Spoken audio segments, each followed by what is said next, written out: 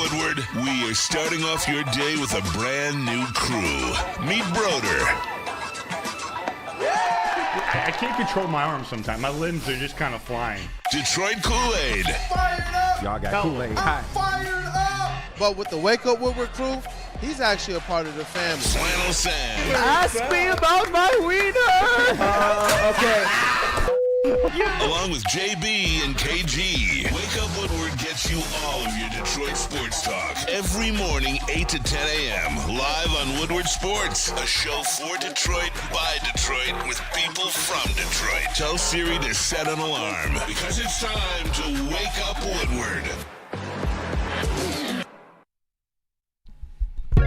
What up, though, people? It's Wake Up Woodward. We appreciate you guys for choosing to kick off this chilly morning with the WUW Crew. Chat family, as always, you guys are the most important part of this thing, so let's go ahead and run up those likes on a Thursday, on a slam cover Thursday. Shout out to Kay Cunningham, who took over social media yesterday, man, with some pretty dope reveals of some uniforms as well. But it's your boy Brandon Dan, aka Detroit Kool-Aid, your credential history reporter and writer for the network, Flannel Sam, the vet of the squad, vet of the network, Red Wings correspondent, all sports knower. What up, though, brother? I feel like I need to get this statement out of the way right now. I know that I've been somebody who vociferously defends Karl-Anthony Towns more than most, but considering the Pistons are playing the Knicks tonight, and it looks like the Pistons are going to be playing the Knicks in the first round of the NBA playoffs, as of right now, everything that you guys say that Karl-Anthony Towns is and who he's proven to be at times during the playoffs, I hope that he's that and then some when the Pistons play him. I'm not secretly rooting for the Pistons to win, but Karl-Anthony Towns to play well. Karl-Anthony Towns is the enemy. I hope that he falls flat on his face. It's just my thing with defending Karl-Anthony Towns is more of a symptom of the thing that I hate more than anything in the world, which is false NBA narratives. That's like a cancer. I mean, we know how the media can be, but Karl-Anthony Towns, I hope that you are terrible and average 10 points a game on 30% shooting in the playoffs. Hey, let's go. That's going to start with them big fellas in the paint, man. Let's go, Jalen Duren.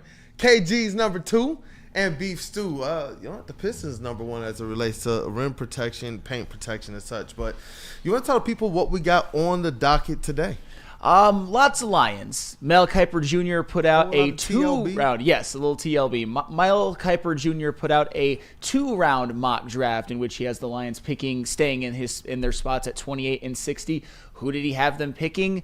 Certainly some interesting names. We're going to go over that. And also KG has himself. He is going to the center stage. He made himself a mock draft, and that means that he gets to be judged by all of us and you in the chat. Did he do well? Did he fail? I don't never fail. I'll never fail. And to be fair, calling a mock draft a fail in any way, shape, or form is kind of a fallacy, because a draft a fail after one night, you never know. But at the end of the day, we all get to share what we think, including you guys in the chat. So KG is on the stand today, but I'm sure he put together something pretty nice. Well, thank you, Sam. Yeah, one of our resident ball knowers. He got the opportunity, though, to sit back and look at all of our drafts. But I'm looking forward to it, though, because he graded all of ours pretty highly. So, you know what? Shout out to KG, man. And, you know, that's Detroit's number 1 draft pick, KG, in the sound booth. We're going ahead and say what up, though, to the cast and the crew. Hey, what up, though? Feeling good. Boots on the ground tonight in the building at LCA. The WUW Crew will be there. We'll be in what section? Like 204? 204, yeah. So like if you see us up there, you know, come say what up to us. We will be going to get that slam cover at halftime as well. Really looking forward to this game, man. And overall, you know, you hate that the Tigers lost yesterday, but still a pretty good start for them. And everything's good except for this weather, man. So yeah, man, the weather was just a little bit different, a little bit of congestion, but it's Michigan, man. It is what it is. A little bit of cold weather it ain't never hurt nobody. But we got Woodward Sports MVP in the TD booth, JBSmooovv. What up, though, brother? Jay Bizzle. Hey, what's going on, y'all? What is with this weather right now? I don't understand this at all. Sorry, I stayed up kind of late and trying to watch the Denver game and then the Dallas game as well, too. Luka was putting on a show last night, I got to admit, man. Yeah, no, that was a heck of a revenge game. It was pretty surreal when it seemed like the Dallas Mavericks fans were actually rooting more for Luka to play well and for the Lakers to win, and they kept chanting, "Fire Nico." Fire Nico, yeah. That was rough. It was hard to watch him on the sideline, just like peek through the crowd like, is he doing good? Oh, no. Nico got a big slap in the face last night because Luka, you could tell he was on one. And what you saw from Luka Doncic last night was when he is on, which he is on more often than he's not, he is a special offensive talent. I mean, Special. all-time special. When he's got it going, there's very few more dominant offensive forces in NBA history than a Luka Doncic, and he played like it last night. Just instinctually, man. And that's the reason why I don't listen to those narratives of the weight of this or that. It's like the guy just hoops, man, no matter what you guys want to say about him. And he continues to put that on display. Got Kavasier Chase in the building. What up, though, brother? How you feeling, man? Hey, what's up? I'm feeling all right. Wouldn't be upset if it got a little sunnier, a little bit warmer out. But hey, it is what it is. We get by. May's around the corner, so Yeah, it's right around April showers, It's gonna May be cold flowers. in May too. Hey, Yep, I pretty love much. Chase GPT early in the morning. And shout out to our brothers Matthew Broder and that dude Justin. But those Detroit Tigers, you know what? They still fight. They still battle. Didn't necessarily have the pop that in the bats and as well as with the runs that they've had the previous couple games, but they do fall to the Yankees 4-3. It wasn't because of Jack Flaherty, not at all. That dude went out there and put up a gem, man. 9 strikeouts on the night for Jack Flaherty. But the Tigers, like I said, they lose. But I'm still encouraged, really encouraged by this team, and looking forward to what they do in these Handle Your Business series right around the corner. Well, that's the thing. If you would have told me before the series they'd take 2 or 3 from the Yankees, I would have taken it. Convincingly. We all would have taken a 5-1 homestand to start the year after going on the road and losing 4 out of 6. So everything is good in Tigerland in terms of how they've played on the field so far in the macro level when you talk about 12 games. If you want to talk about yesterday's game in particular, and if you want to go to the positives, I'll start with the positives because this has been a positive season so far for the most part. Jack Flaherty was amazing. 5 1/3, 3 hits, 0 earned runs, 3 walks, 9 strikeouts. I wish he could have gone a little bit deeper into the game than 5 1/3. But at the end of the day, when you're walking and striking out a combined 12 people, that pitch count is going to rise, and you know how it is in the modern MLB. Once you start approaching 100, the manager almost always takes you out no matter who you are, and Jack Flaherty is certainly no exception. And also, I'm proud of the way that the Tigers fought in the bottom of the 9th inning. They could have just laid down and died. They were down 4-0. You don't really feel like you have much of a chance to win, but the Tigers, they made the Yankees sweat a lot more than I think the Yankees anticipated. And it was a team effort. You had a Torque walk, you had a Javi Baez single, you had a Trey Sweeney walk to load the bases. The Tigers scored in a wild pitch, and then Zach McKinstry with a big 2-run single. That man has been playing the best ball of his career to start the season. Unfortunately, Justin Henry Malloy made the 3rd out. The Tigers did lose 4-3, but Jack Flaherty and the rally in the 9th, those are 2 things that I can look at as positives from yesterday's game. Yeah, definitely, because it continues to show that this team is not going to stop fighting ever. They're going to give you an opportunity to win the game, and with especially when you combine that with the starting pitching that's going to go out there and handle business. I expect every single night now, as we've seen this entire starting pitching order, I expect every single night for the Tigers pitching to give them a chance to win every night. And that's where I'm hoping with the bats that these guys are going up there confident and making the best of their plate appearances consistently. Because we like what's going on to start this season, but we all know, and this is a phrase you're going to continue to hear me say, baseball is a fickle sport, man. And that's where I'm hoping that all of the feel-good stuff that we're seeing out of the batting lineup right now is stuff that is locked in for the rest of the season. Obviously, we got some dogs that we can count on, but for this team to be able to push that expectation envelope just a little bit more to those 88 and 91 and maybe even potentially more, that's where I'm really hoping that this team, more times than not, is getting you those 4 to 5 runs a game, which I do believe they're going to. Yeah, well, we'll see. There's certainly going to be some caveats to that, and if you want, I mean, there's a lot that went wrong yesterday. But for the people who were in absolute panic over what you thought that this team would be offensively, especially with all the injuries, yesterday was the game in which you probably were like, you see. But at the end of the day, a lot of teams go through that. Hopefully they don't go through lulls like that. You can't expect to win any baseball games when you don't score through 8 innings. That's just the way that it is. But yesterday as well, if you want to talk about some of the negatives, Unfortunately, Tyler Holton, after getting out of a second and third one-out jam in the top of the sixth by getting Jazz Chisholm to ground to the pitcher and striking out Volpe, he did give up the lead in the seventh by allowing a Cabrera single and a Ben Rice home run. We all know that Tyler Holton's going to be fine. We all know that he's probably going to be as close to perfect as possible, and you can't go through a season with a 0.00 ERA. But at the end of the day, 1 2/3, 2 earned runs to get the loss. That's a bad outing by anyone in the bullpen, and Tyler Holton would tell you as much. And also, this is where a lot of people can victory lap on me.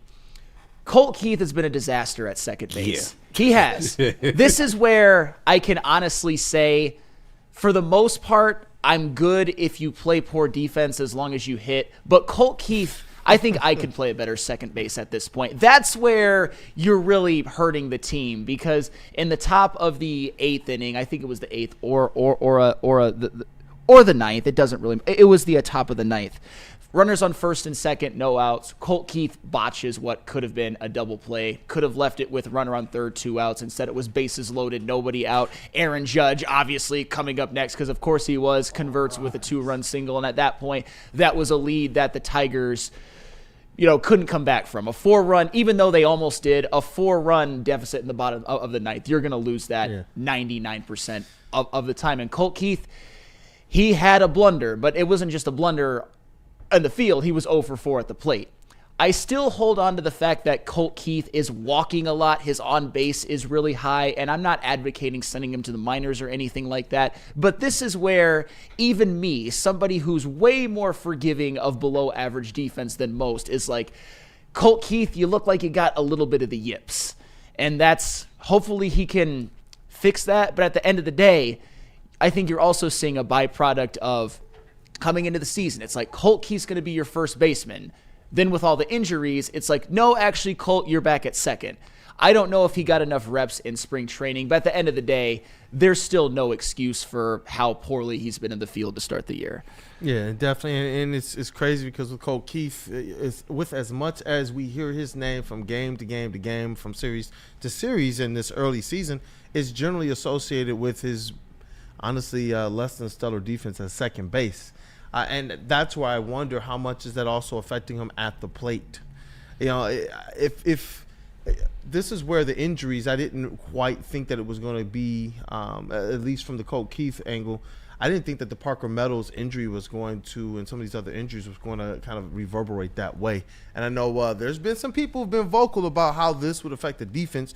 Largely to this point in the season, it hasn't cost them too much. But when you start talking about over the course of a season, and when you go through those stretches where the bats might not be the best, we saw last year how the pitching started off hot, and then they went through a little bit of a stretch there that was a little less than that. When you go through that time there were times last year where it seemed like there was a few errors over a stretch that really cost the Tigers some position and some opportunity and put them in a position where a lot of people were like, look, I'm off the bandwagon. But this situation with Colt Keith is one that I do believe can rear its ugly head and stifle just a little bit of the momentum that this team is building up right now. With the Colt Keith, when you talk about the yips, how much of this do you think is in tandem? Because he's not really performing at either place, out in the field or at the plate. Well, unfortunately, it could be a lot because and shout out to Jeff Rieger from 97.1 does a great work. He asked Colt Keith a question after the game because we all know Colt Keith was pretty despondent. He probably feels like he played a big role in costing his team a chance to win. And he even admitted, and this is more speaking to his confidence in the field, and you rarely hear this from baseball players. He said that his confidence is at an all-time low. And I'll tell you what, if it's so bad that you can openly admit that, it's got to carry over to the plate to some degree. And like I said, I'm happy with the fact that he's walking. I'm happy with his high on base. And I love that. And for that alone, I'm still not out on him, as nobody should. It's still early in the season. But at the end of the day, I worry about where he's going to be in the field or what there's going to be a place for him when guys like Gleyber Torres come back and Matt Vierling as well. Yeah, definitely. And, you know what, though, overall with this Tigers team, I do believe that if there's a manager that will be able to handle and tread these waters, it's going to be an AJ Hinch. I still don't quite understand how they did what they did last season. And that's where, with these types of things, they proved, at least with Parker Meadows, a little bit with Spencer Torkelson, that they were able to help these guys get over, I guess, the yips, get over that mental battle. But you're right, man. When a person goes and openly admits that, I was like, wait, when he admitted this openly, that's when you probably know he's thinking a little bit too much. And I see Randall Smalls with the $5 super chat. Thank you, Randall Smalls. He Shout says, out. this Randall. is Torque all over again. Change positions and be thinking too much. It's weird because you can tell even in the off season that the Tigers didn't really know what they were going to expect from Torque. I know we're not talking about Torque, but I think if the Tigers were 100% confident in him, they might have just made him the everyday first baseman. They might have went ahead with Colt Keith, and they might at second base, and they might never have gotten Gleyber Torres. There's a huge butterfly effect, and obviously Torque has performed this year better than anybody even expected, even the most ardent Torque slappy. So we shall see. But one way in which I will give Colt Keith a little bit of a break, and this is my one big power stat for the Detroit Tigers in terms of this morning and in terms of last season. There's a line of demarcation for the Detroit Tigers and for a lot of the MLB. Colt Keith's error was bad, obviously. Tyler Holton, you never want to see him give up a 2-run home run in the top of the 7th. But at the end of the day, you can't expect to win too many baseball games when scoring 3 runs or fewer. And JB, you've got those graphics that I was able to grab from the interweb. Yep. Which one would you like first? Either one. How about... Oh, my bad. No, that's perfect. The Detroit Tigers were 17-57 when scoring 3 runs or fewer in 2024. But that's just how it is. 3 runs is just not good enough. And that's where I'm not going to be too hard on Holton and Keith. You can be hard on Colt Keith more for the totality of the season, but at the end of the day, you got to score more than 3 runs. And if you want to do the other one, and this is where I talk about when it comes to line of demarcation, the Detroit Tigers had a 69-19 record when scoring 4 or more runs in 2024. And that just seems like the magic number. You score 4 or more, then you can give more excuses to the pitching and to the defense. If you score less than that, you didn't really do enough to win as an offense anyway. And like I said before, the Tigers went into the bottom of the 9th with 0 runs. You're going to lose 99 out of 100 times. So obviously, Colt Keith's got to get better defensively. Tyler Holton will bounce back and have a bunch more scoreless outings. But the Tigers' bats, they're fine. You can have a day like that. You're not going to go 162-0. You're not going to score 5-6 runs, hit multiple home runs every game. But when you have those slump-type days, you're probably going to lose. That's what all of baseball tells you. That's what the Tigers' output in 2024 tells you. And they still gave themselves a fighting chance, though, against the New York Yankees. You don't want to put yourself behind that ball, especially if you are hoping to have improvement over last season. And just looking ahead, the preview what the Tigers got going on, they open up a series with the Twins Friday, April 11th, and that's a 3-game series. And then they got a really nice test, in my opinion, against the Milwaukee Brewers, then the Kansas City Royals, and then a big test in the San Diego Padres. Yeah. They're sitting at 10-3. Looking pretty nice to start the season off. So I do, though, believe that, just kind of looking ahead here, that the Tigers have an opportunity to go in and win at least 2 of these series before they face off with the Padres. The one other thing that I want to get to, though, before we move on to Lions talk, and this is another thing that I think we as Tiger fans need to be mindful of. The injured list is growing rapidly. And JB, if you've got that one well. And this is where there's some concern moving forward. The Detroit Tigers currently on the injured list. Parker Meadows, Matt Vierling, Wensiel Perez, Gleyber Torres, Jake Rogers, and Manuel Margot. And as we know, Jake Rogers and Manuel Margot got added this series when almost in secret. We didn't really see too much on the field. It was just, oh, by the way, these guys are now on the injured list. 2 players who had stepped up in certain degrees to start the season off to help stave off like the effects of some of those names above them on the injured list. That's the thing. I mean, Jake Rogers, he's not hitting like Dylan Dingler, but he was doing okay, and he's obviously a great defensive catcher. And Manuel Margot, the Tigers really needed him. They got him at the last minute because it was a necessity. So we'll see moving forward. I understand that a lot of guys have stepped up, like Torque, like Javi Baez, like Dylan Dingler, and Riley Green is still playing well with an OPS over 850. But unfortunately, more of a burden is going to be on those guys to keep swinging that big stick. Kerry Carpenter as well, because the Tigers are going to be very shorthanded, at least for the foreseeable future. They handled some degree of being shorthanded very, very well at this point during the first 12 games, but the burden is going to be on the pitching staff even more. And shout out to the pitching staff as well. 17 and a third innings this series, 1 earned run allowed to the mighty Yankees. With numbers like that, you'd probably have preferred a sweep, but 2 out of 3 ain't bad. As a Meatloaf said, I wasn't even planning on doing that, but win series. Got to win series. Got to win the series. And to me, it is just a little bit more okay that Jack Flaherty went out there and just pitched to Jim. You know, to know that each one of the starting pitchers gave the Tigers an opportunity to win is something that I'm just really, really starting to grin like ear to ear about, because this pitching staff has a chance to go out there and prove to be the best in baseball, in my opinion, or at least have that type of impact for the Tigers when you put the AL Central and that title up there. This pitching staff is going to give them a great shot at being able to do that. Think about the last, all the way through the rotation, the last 2 series, they've been just honestly dominating. This pitching staff, man, I can't wait to see where it goes from here. And you're going to need that even more with all the injuries continuing to pile up. And hopefully with Torres, it's not – he can – I'm guessing that he's going to be the one that comes back the quickest, but you just never know. That unfortunately, we as Detroit sports fans know about injuries all too well. Oh, my goodness gracious. It's like we just went through this with the Lions, and all of a sudden the Tigers are like, okay, we have our patchwork lineup, and now those guys are getting injured. But we got a TLB. Hey, what up, though? 1KG. Talk Lions, biatch. Word to our brother Matthew Broder.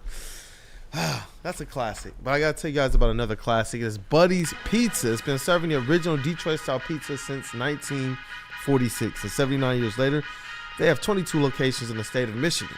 And fans can still visit where it all began on the corner of 6 Mile and Conant. Sign up for Buddy's Rewards to earn points on every purchase and receive exclusive promotions. Download the Buddy's Pizza mobile app and start earning today. Add some Detroit style to your next meal. Save 10% off your entire order using promo code 10MIL. That is the number 10, so that's 10MEAL. Buddy'sPizza.com. Feldman Chevrolet, Michigan's #1 Chevy dealer, is kicking off the game with the best prices on all cars, trucks, and SUVs, like this 2024 Silverado for just $296 a month, or this 2025 Equinox for as low as $371 a month. Our locations in Novi, Highland, New Hudson, Livonia, and Lansing means we have the perfect Chevy right in your backyard. Get the home team advantage every day at Feldman Chevrolet, Michigan's #1 Chevy dealer. No one gives away more cash and prizes than Woodward Sports. You don't believe us? Here's our latest $10,000 winner. You know, you guys posted, hey, if you guess all this stuff right, we'll give it's $10,000. I'm like, okay, well, why the hell not? And the winning doesn't stop there. How about our Outkick Your Coverage winner? I think you won. We got This guy's got a hot girl. Bigger prizes, bigger giveaways, cash, merch, tickets, and more. All from the biggest sports network in Detroit.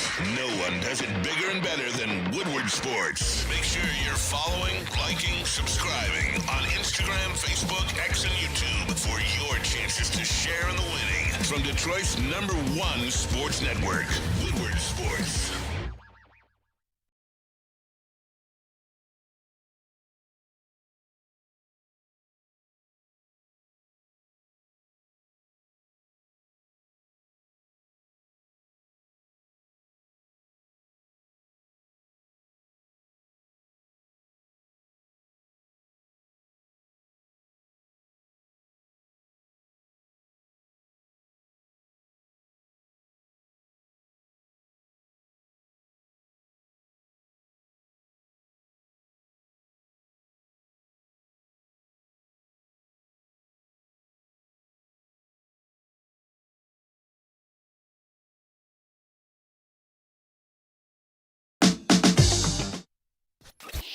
ton of fun, a ton of sports, and a ton of man meat. Welcome to the Woodward Heavyweights, live daily 5 to 7 p.m. on Woodward Sports.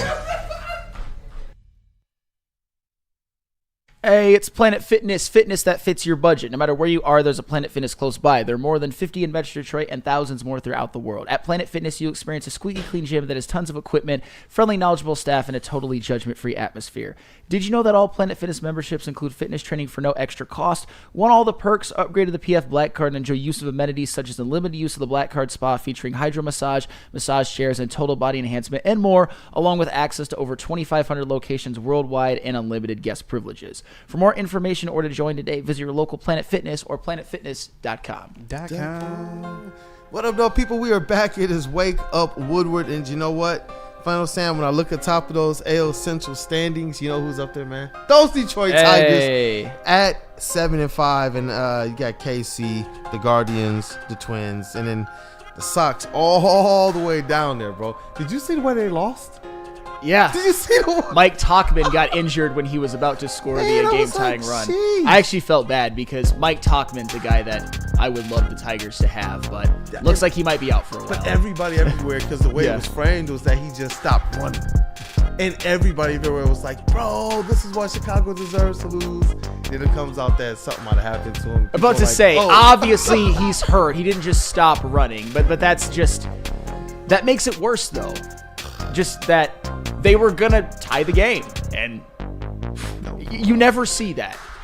Goodness gracious. But shout out to those Tigers, man, for handling business and taking another series, because ultimately that's what we want them to be. And you handle your business, man. With this team stepping into new expectations, there's going to be a certain level of criticism. There's going to be certain things that you're looking at as it relates to their trajectory. It's the same thing we do with all of these mock drafts. Yeah. Shout out to those Lions, man. Mel Kiper Jr. released, his final mock draft, and it was a 2-rounder. And I can't wait to hear what the ball knowers have to say about this. I see KG's perked up over there in the sound booth. Flannel Sam is smiling ear to ear. And I'm wondering why, because I'm going to need you in this segment for both of them to give me how many picks on the Flannel Sam pick meter these players are. Absolutely. So, yes, Mel Kiper Jr. came out with his latest mock draft in which he has the Lions picking at 28 and 60, no trades.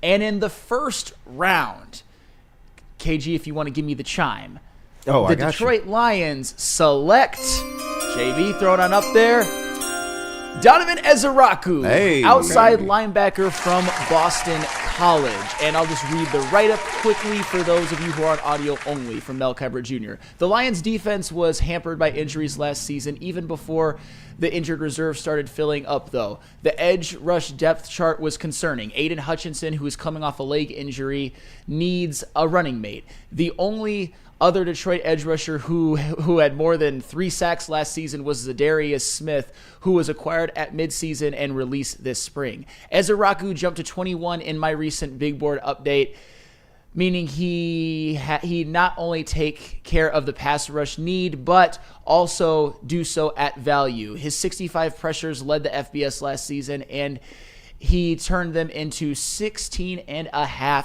sacks. And that's where I want to start with a Donovan Ezeraku, because we all know how I am. If you check all of the boxes, you're good with me. If you've got the production, if you've got the PFF metrics, if you've got the measurables, and if you've got just film that jumps off the screen. He's got all 4, and I want to start out with the production. As Mel Kiper said, 65 pressures, 80 tackles, 16.5 sacks, 21 tackles for loss last year.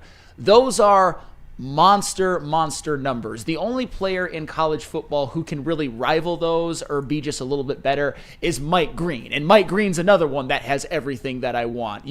I would take either of them, but Donovan Ezeraku, just elite production.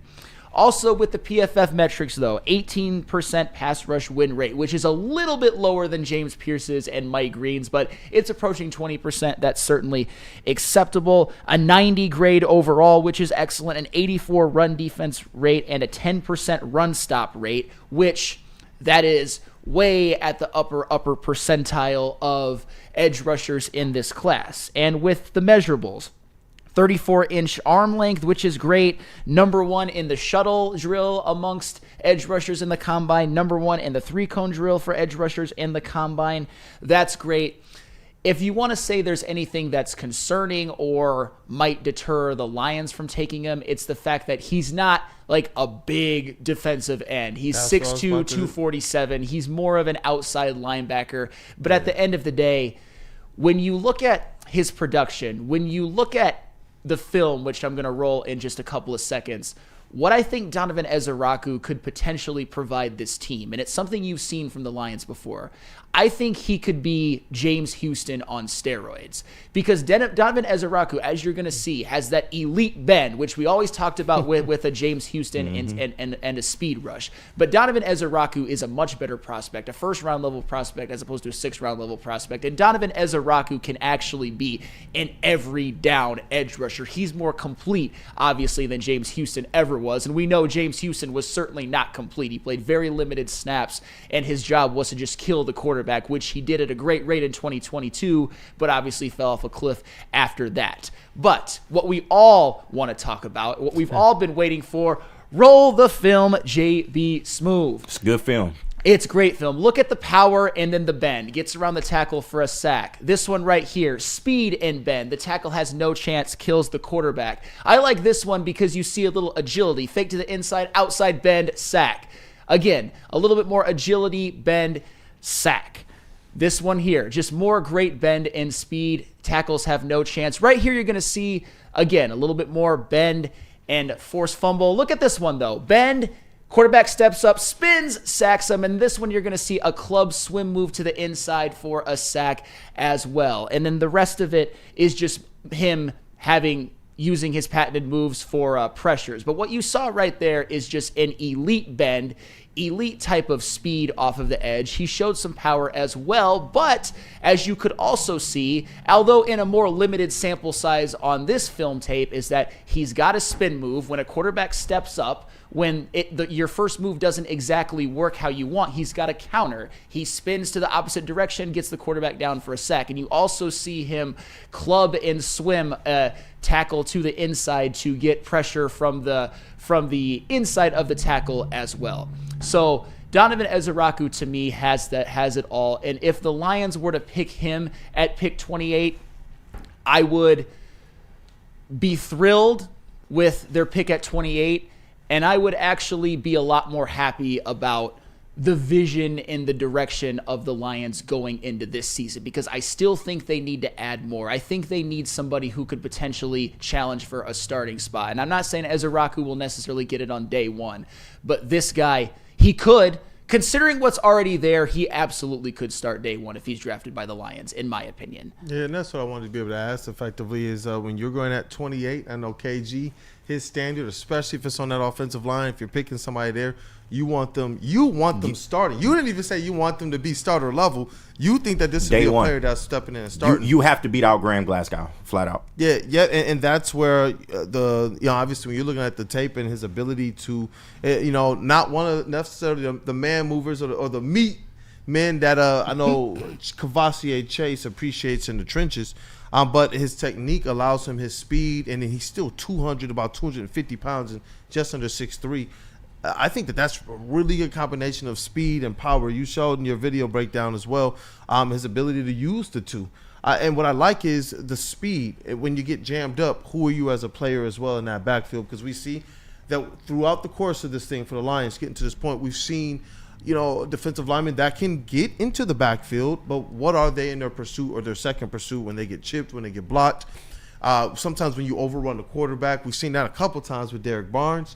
And with this type of player, it seems like his skill set is one that will translate to NFL where he'll be able to re-engage and still have that second burst even after getting engaged after a first block, man. I like the way that you put it too, that there's a certain bevy of things, do they fit these metrics? And if those players do, you definitely do. And I know with yours, you want them to be starter day one, and you believe this is a player that can potentially compete for that or earn that day one. And I think it's important, and that's why not only do I like the player Donovan Ezeraku, you know that I've been very consistent. I wanted the Lions to do a little bit more in free agency when it comes to helping the edge rusher position, especially since they got rid of a Zadarius Smith. I think it is imperative that you get somebody else who can challenge for a starting job at day one, because right now you're looking at a battle between Marcus Davenport, Josh Pascal, and AQM.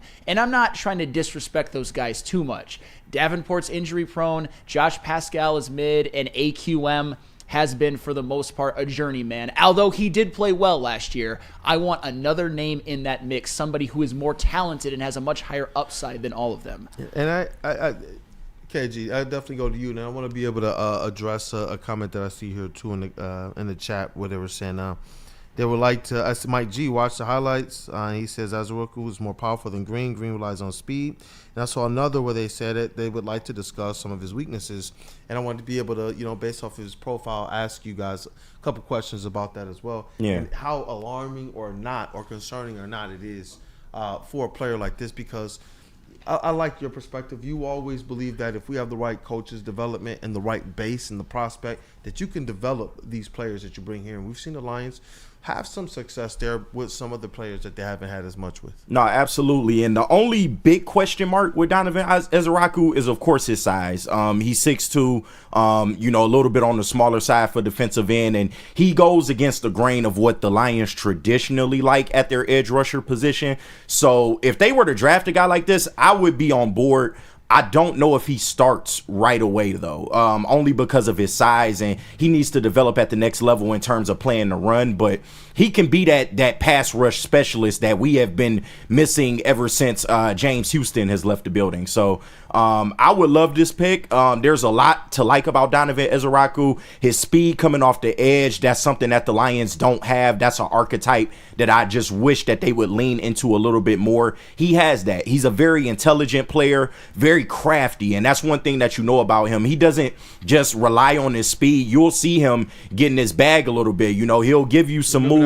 Crafty. No, absolutely. He's capable of giving you some moves, some counter moves. Very intelligent player, knows how to disengage very well. And he's somebody that at the next level, especially on a team like this, I feel like can absolutely develop maybe into a every down edge later on in his career. But coming out the gate, you got a third down specialist that can get to the passer, and that's something that this Lions defense sorely needs, man. So I would love this pick at 28 if he's available. And I see it in the chat here. I'm salty. He said, I'd love to see the film of his weaknesses too. I'm sure he has some, and that's fair. Obviously, all these prospects are going to have. It's mainly in the run game. This is interesting though, because even his profile here, I get you, Flynn. Hold on. His profile, all of it is about the things that we know. Everyone says it's his size, but we told you to put that one word in your back pocket, which was crafty. Yeah. That's the whole point of it. He's an intelligent, crafty individual. We're all going to run up against metrics and things that might hold us back.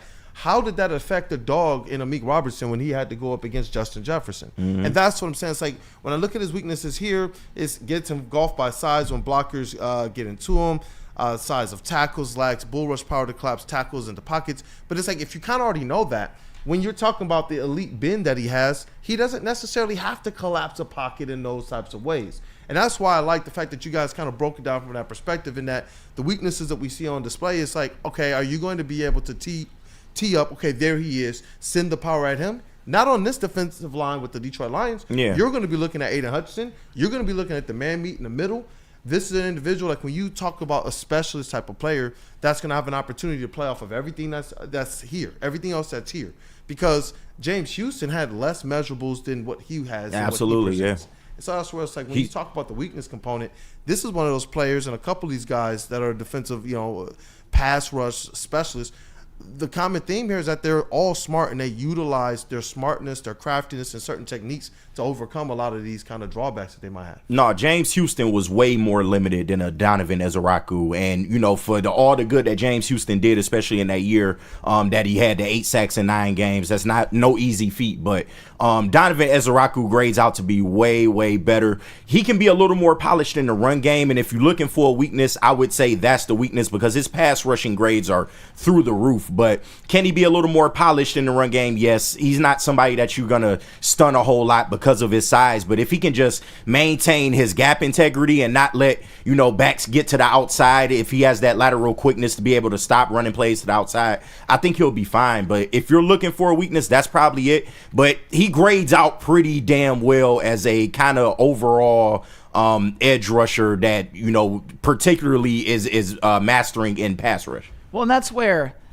and like I said, I mentioned the size. I mentioned how that could be a deterrent from the Lions drafting him, even though I don't necessarily think it's a weakness. And if you want to say that I should have provided more run-stopping highlights or that his ability against the run is a little less than, I disagree with that wholeheartedly, but whatever. It's not. It's a your prerogative if that's what you want to think. But at the end of the day, I'm salty. Are you really expecting me to come here providing a low-light tape, something that you never see anywhere when it comes to draft coverage? Mel Kiper is talking about Donovan Ezeraku going in the first round, and I co-sign that 100%. Do you think that he has just a plethora of weaknesses that are even available on tape? And if I co-sign it, I'm obviously going to lean more positive. It's just, I'm not going to, again, standards for thee, but not for ye. That's all I'll say. Yeah, Kiper has him number 21 on his big board, and that's the thing. There's been several different statements you guys have said since we've gotten more into our mock drafts and profiles and prospect breakdowns. And one of the things is this. It's like you have the ability to develop these guys. And when you're talking about the full defense that you're going to add them to, that's where a lot of these defensive line prospects, that's where this draft looks very, very deep to me. Now, depending on where you draft is what type of player you're picking. And so at 28, you're hoping that you can get a player that is going to be, by all large parts, by most all the scouts and metrics and such, and based on the actual performance on the field, is going to be one of those top 20 type players, because now you're getting somewhat of a steal or a deal out of a player who won the award for the nation's top defensive end. So it's like, what are you going to do here? And I know that that's not the end-all, be-all, but on every single metric on the field, in the awards, with the stats, when you're talking about pressures and how often he's able to turn those into sacks, I don't know how any Detroit Lions fan isn't looking at that and saying, well, one of our weaknesses or one of the things we complain about the most is turning pressures into sacks. This is a player who has some crafty intelligence and some technique to be able to do that. And if there's a way that you kind of bottle that up with this defensive line, that's why I ask you, how many picks, man, on your pick meter? Unlimited. At number 28. And here comes an interesting hypothetical, and this is something that Mike G asked to Easy, and shout out Easy in the chat. Thank you always for us. Donovan Ezeraku guy. He was the first person to introduce me to Absolutely. Donovan. And Mike G says, Easy, who do you like better, Ezeraku, or he calls him Mikey Green? Mike Green. And Easy says Mike Green. And you know what? I don't hate that at all. But Mike Green's going to go further. I was going to say Mike Green's not going to be there. Yeah, he's top 15 probably. If you were to ask me right now, would you rather stay pat at 28 and pick Ezeraku, or would you rather Brad Holmes do that or trade up for Mike Green? I'd probably stand pat at 28 and get Donovan Ezeraku. Although if the Lions identify Mike Green as somebody who they want and trade up, I would be thrilled, because at the end of the day, we don't know what Brad Holmes is thinking. And this is something from Ed O'Neill as well, which could parlay into this.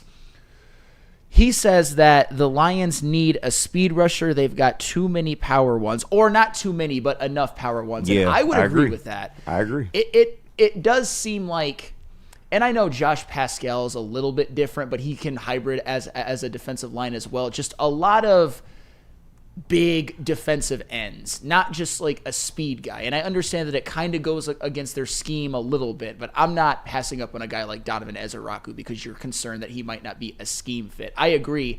Give me a speed rusher in this draft any day of the week. You need one. You haven't had one since James Houston. And when he was healthy, he was great, but you've been missing that ever since he's left this lineup. And like Sam said, you have enough run stoppers to be able to compensate. I would much rather go in the archetype of somebody that can get around that edge very, very quickly and get to the quarterback. Do you remember? Because what was that defensive line that James Houston played with? Do you guys remember the players on there? Because it seemed like it absolutely sprung him forward, sprung him loose for a lot of different plays.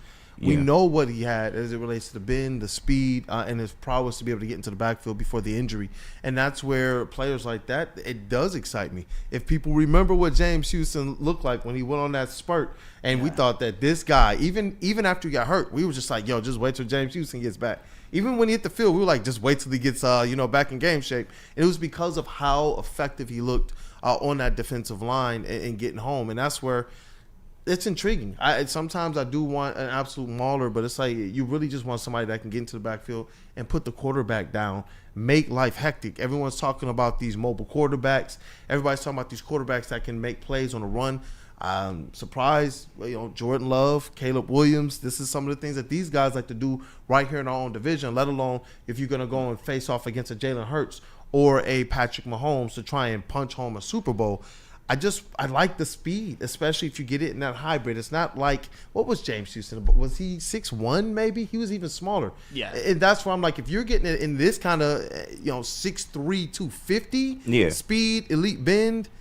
And that's why I brought up James Houston, because that archetype can work, on the opposite side of Hutch. We've seen it work before. Yeah. So to say that it's not a scheme fit, I don't agree with that. Who else was there? Yeah.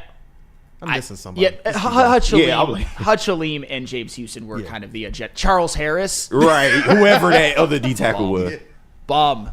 But speaking of bums, too many of those have played opposite Aiden Hutchinson during his time. I know that the Lions have been winning, and I'm not saying that about AQM or Davenport in terms of availability is certainly a bum, and Josh Paschal is kind of a bum. But the point is that you can have that opposite from Aiden Hutchinson, because when I was watching these Donovan Ezeraku highlights, and I understand that James Houston was absolutely a flash in the pan, and it's been proven that way with how he's had his career since.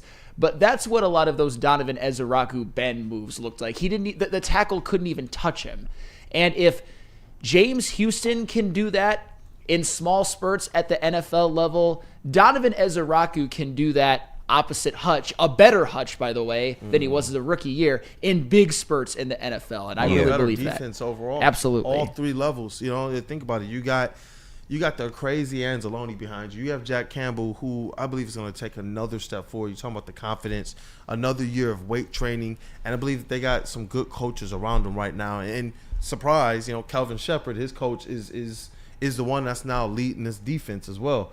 And so I look forward to the linebackers, and it's going to be interesting to see what we get out of these cornerbacks, but you got those safeties back there playing with you. You can just kind of, if you're a pass rush specialist, just get home, bro. Yeah. Make it hectic. Even if you're not getting a sack, roll this quarterback into Kirby Joseph interception. Hey. That's what you want more of out of this team, especially when you're talking depth, man. I see the second pick. I'd be okay going on the other side of the trenches. Part of me just wants to just go and select a couple defensive linemen with those first two picks. But, you trust with Brad if this is the way he goes. Absolutely. And, yes, we will get to what Mel Kiper has the Lions doing in the second round on the other side of the break. But tell us about merch. Oh, yeah. First off, let me tell you guys about some super chats that we got going on. Shout out to everyone sending them in as well, too. Dante started us off earlier on in the show. Sorry we didn't get to it, but he said RIP to the Phoenix Suns. They have been eliminated from play-in contention by the Thunder. No playoffs for Kevin Durant and Devin Booker. Give us Devin Booker. That's so wild. Devin. Just come home. And $4.99 from Ed O'Neill.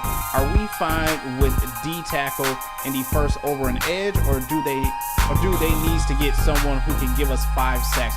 Also, please embarrass the Knicks. Tibbs gotta go. Yeah. Jeez. Ed O'Neill also sent in another one as well too. He asked, "What if the big DN thing was an AG thing?" I mean, they've got a new D coordinator. I know that he worked under Aaron Glenn, but I guess at this point, anything is on the table. I'd probably expect Kelvin Shepard to be more in line schematically with what they have been, but you just never know, because Kelvin Shepard is now, I'm the captain now.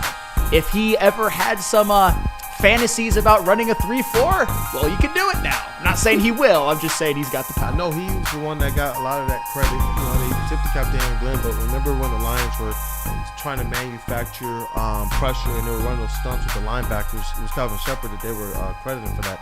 And honestly, it looked good. It worked. Yeah. It was getting pressure. It was getting players into the backfield, and we needed it because it was literally like a hobbled Big Z and the rest of them dudes out there. So it was like to get that type of – I think one of those games, I believe they did it when Anzalone got back. Because they talked about the fact that how smart he is, the captain on the field, it allows them to be able to go back to these types of packages. So I am looking forward to what he's doing, because what if they run those packages with a healthy defensive line too? That's what I'm saying. Like that type of stuff with Hutch out there too, somebody's getting a sack. I think you still seeing 4 down linemen. You won't see a lot of 3-4 because you have a DJ Reader and a Lee McNeil. But overall, if everybody gets healthy, they'll be very, very good with 4 down linemen. Yep, absolutely. And I agree. I agree 100% that the scheme is probably going to stay most of the same, because that's how they've built their team. Yeah, that's a lot of man coverage still. If you look at some of the pickups they made, it's going to be a lot of man still. So. Are we done with the Super Chat, JB? Yeah, we are done with the Super Chat, so let me tell you about some merch that we got going on. Head over to woodwardsports.com, click on that shop tab. We got new designs for you every single week, but you know we got the Woodward Tigers gear available for you right now that you can be rocking at Comerica Park whenever you go down there. And also, can't forget about the Red Wings. I know they disappointed us this season, but still, you can support them. The LFG Red Wings t-shirts and hoodies are available for you, as well as the DMAC Turtle Club boxing t-shirts as well too. So head over to woodwardsports.com, click on that shop tab, and get yourself a few of these.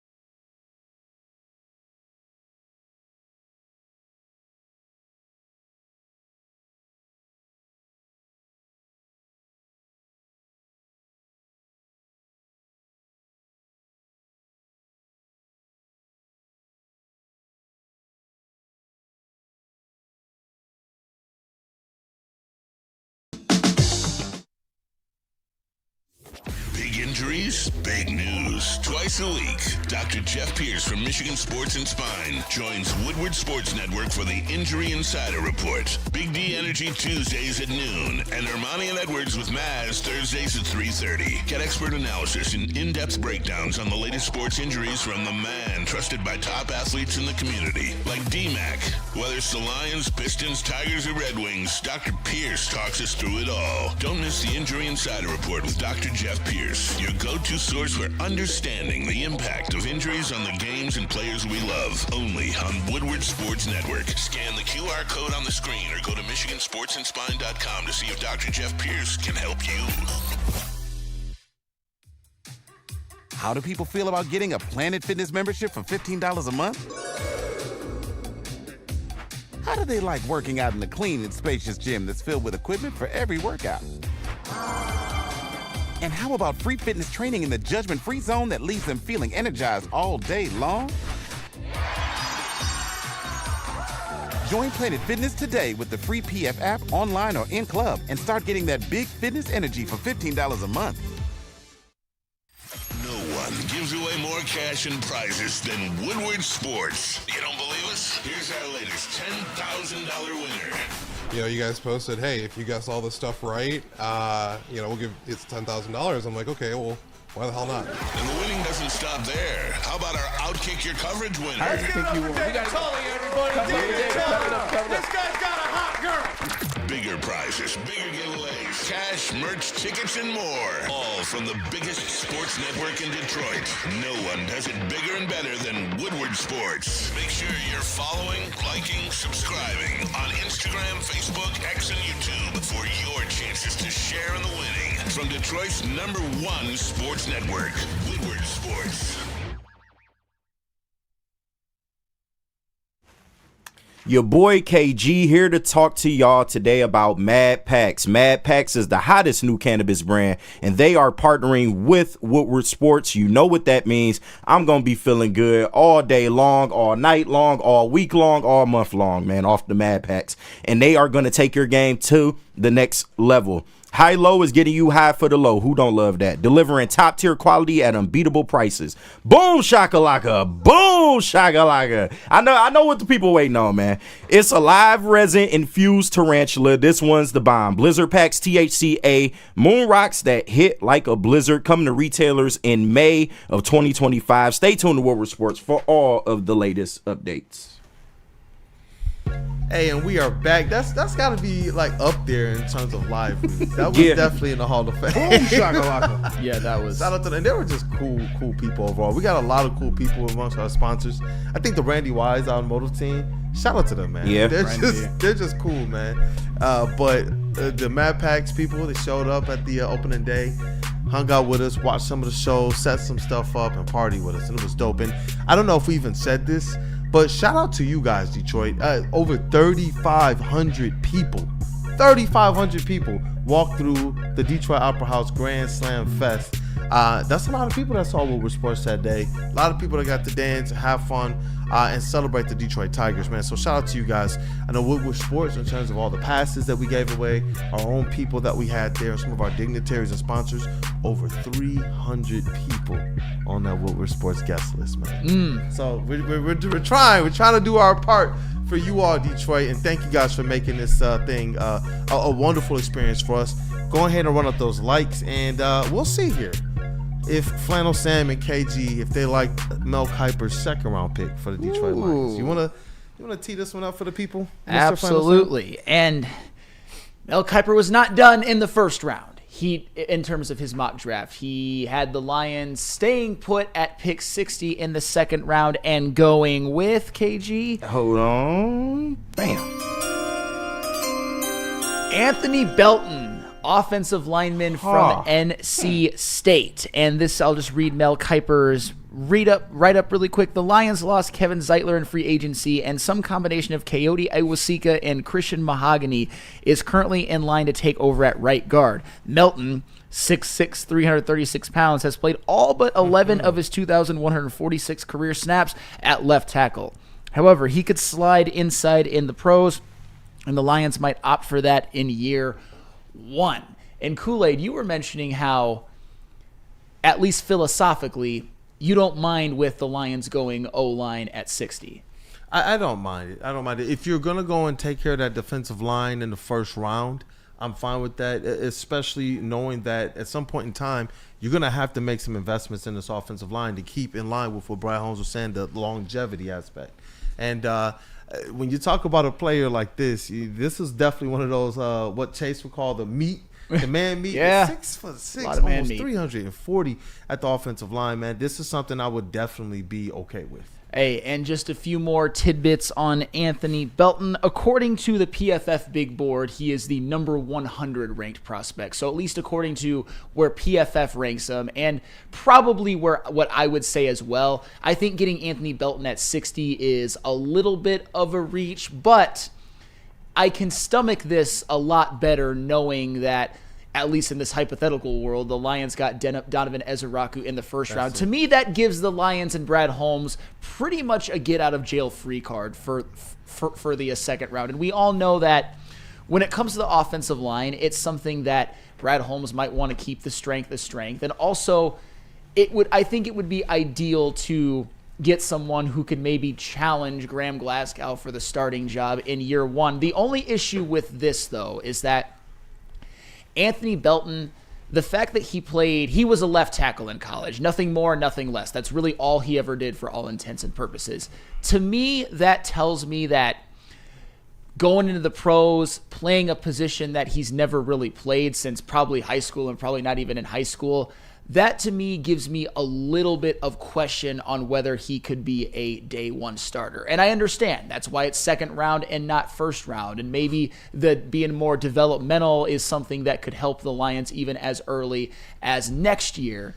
But at the end of the day, the fact that he's not if I were picking at 60 and I was going with a guard, I would rather have somebody who was just a full-blown guard who did nothing but play well from the guard position in college. And that's why if I had to pick at 60 and everybody was available who was available, and KG, I know we're going to be in line with this. I'm kind of stealing your thunder a little bit. Yeah. You know how I feel about Willie Lampkin in a later round. But if you wanted to go in the second round with an O-lineman, I'd rather them go after Tate Ratledge. And that was going to be my question is it the player or is it the position? And then when you break it down even more, a little bit less versatility than some of the other offensive linemen that we've profiled, some of the other ones that we know could be available at that opportunity, even with the frame, even with the size, even with what he could bring. Does it necessarily fit in line with what we've seen the Detroit Lions do with utilizing and kind of shuffling around the board a little bit with the offensive lineman? Well, I mean, he's certainly got versatility, and who knows, maybe the Lions have other plans if they were to go after him to maybe make him the left tackle of the future, or at least get another body in there who they believe could potentially be the left tackle of the future. For me, that's not necessarily the play that I'm going right now. If they think that Anthony Belton is going to transition and be good as a guard or be capable of at least challenging for a starting spot in the offseason, I don't necessarily mind it. And if you want to look at a couple of things that I've really read up on and seen when just watching Anthony Belton play and all of that, is that he's good against the pass. His specialty is more pass blocking. He only allowed 3 sacks and 8 hurries last year. 8 hurries, 12 pressures. That's fantastic numbers. Only allowing 1 pressure per game is fantastic. And the 3 sacks, there's some context to that. He had a really bad game against Clemson, which I get can kind of give you cause for pause, because you could say maybe he was an ACC merchant. He goes up against a good defensive line. He doesn't do so well, and that's fair to some extent. But if you take the Clemson game out of the equation, which you can't do, but still, hear me out, he only allowed 1 sack in 11 other games. And Clemson has a really damn good defensive end in a TJ Parker, who was a double-digit sack guy. So he's a very good pass blocker. But like I said, I would rather have somebody who knows how to play the guard position and has done it at an elite level in college. And that's not Anthony Belton. He was a really good left tackle, which is fantastic. That's the most important position on the offensive line. But I think you've got that more settled, at least for the near future, than you do as a potential starting guard. Because I think that's, other than bookend edge, that's the other position where you're like, Graham Glasgow, don't know if you trust him. Christian Mahogany is still very, very inexperienced. I'd prefer a full-on guard. Yeah, I feel that, man. What up, though, KG? Yeah, I'm more in line with Sam. I would much rather have a pure guard at that position, but I wouldn't be mad at this pick. Mostly because, I mean, he's 6'6", 300, some odd pounds. Absolutely fits that archetype. Like you said, he's a good pass protector. So was Kevin Zeitler. He ended up being better in the run game than as advertised, but we need somebody that can protect Jared Goff. I think we all know that is where the strength lies in this Lions offense. You have to keep Goff upright at all costs, especially in the postseason. So if you can go out there and get depth and somebody that's, he's versatile. He can play the tackle position, which is impressive at his size, but he also can play guard. I feel like, maybe if you're the Lions, you get this guy in the second round, you can throughout the season work with him on, filling that guard role, because you're going to have Coyote, you're going to have Christian Mahogany.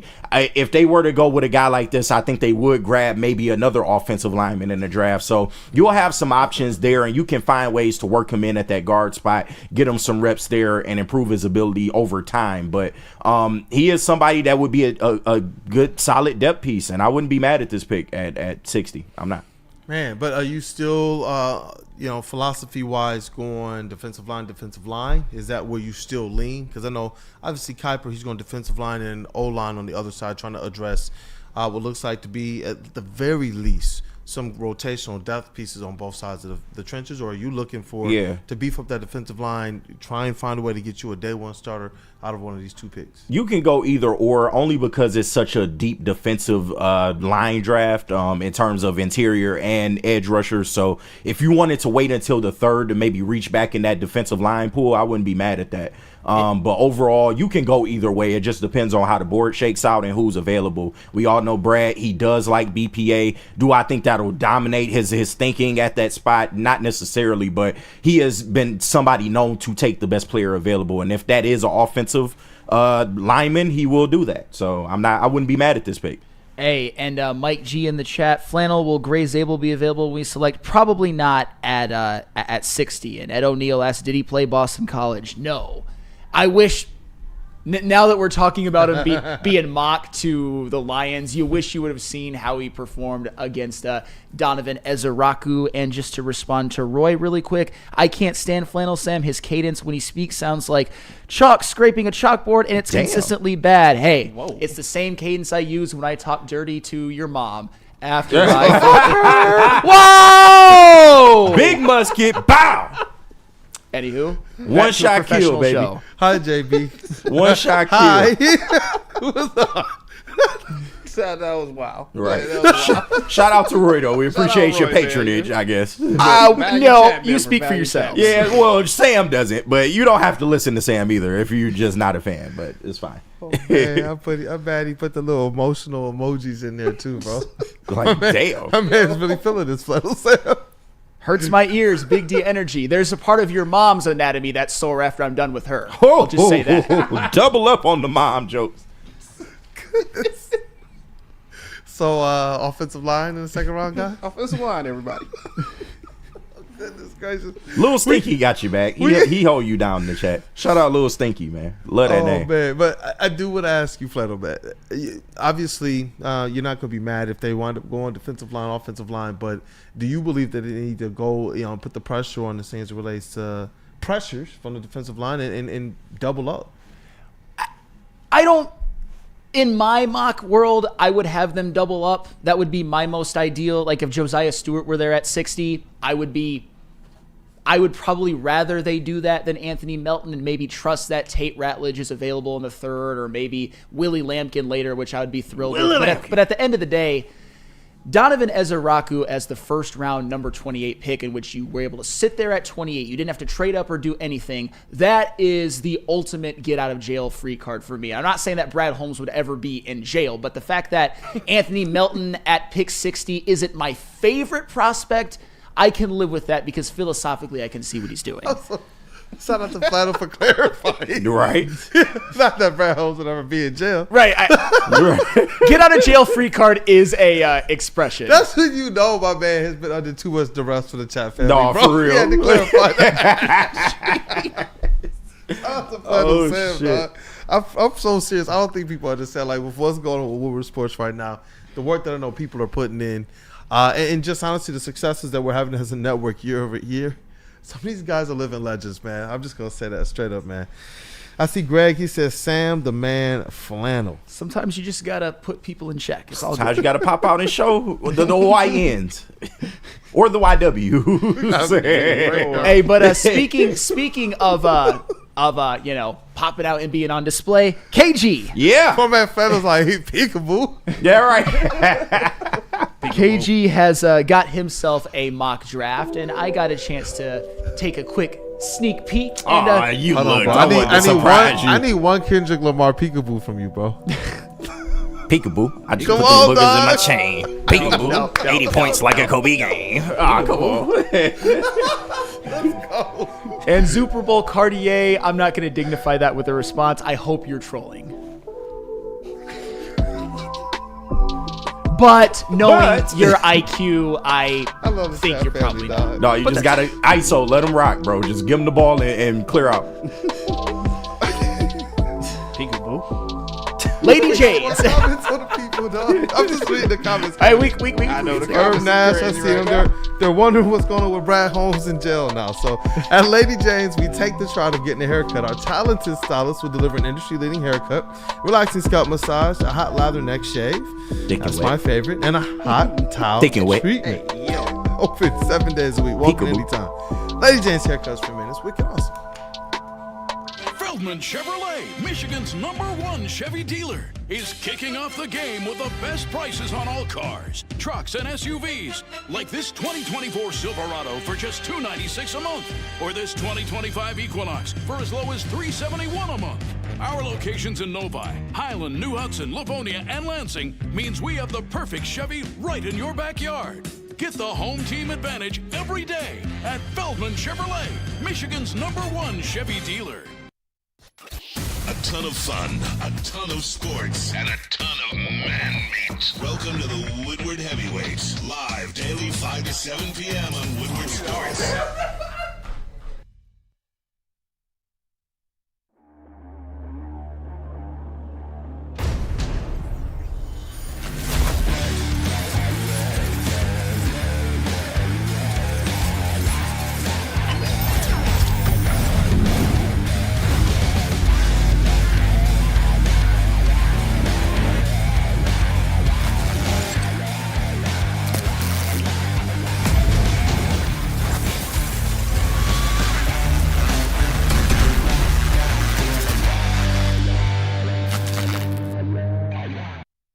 Woodwardsports.com and click on Shop. Get the latest in Detroit sports apparel and exclusive Woodward Sports gear. Woodwardsports.com can get the whole team outfitted. Love the Pistons, Red Wings, and Tigers? We got something for you, too. Shop online at Woodwardsports.com.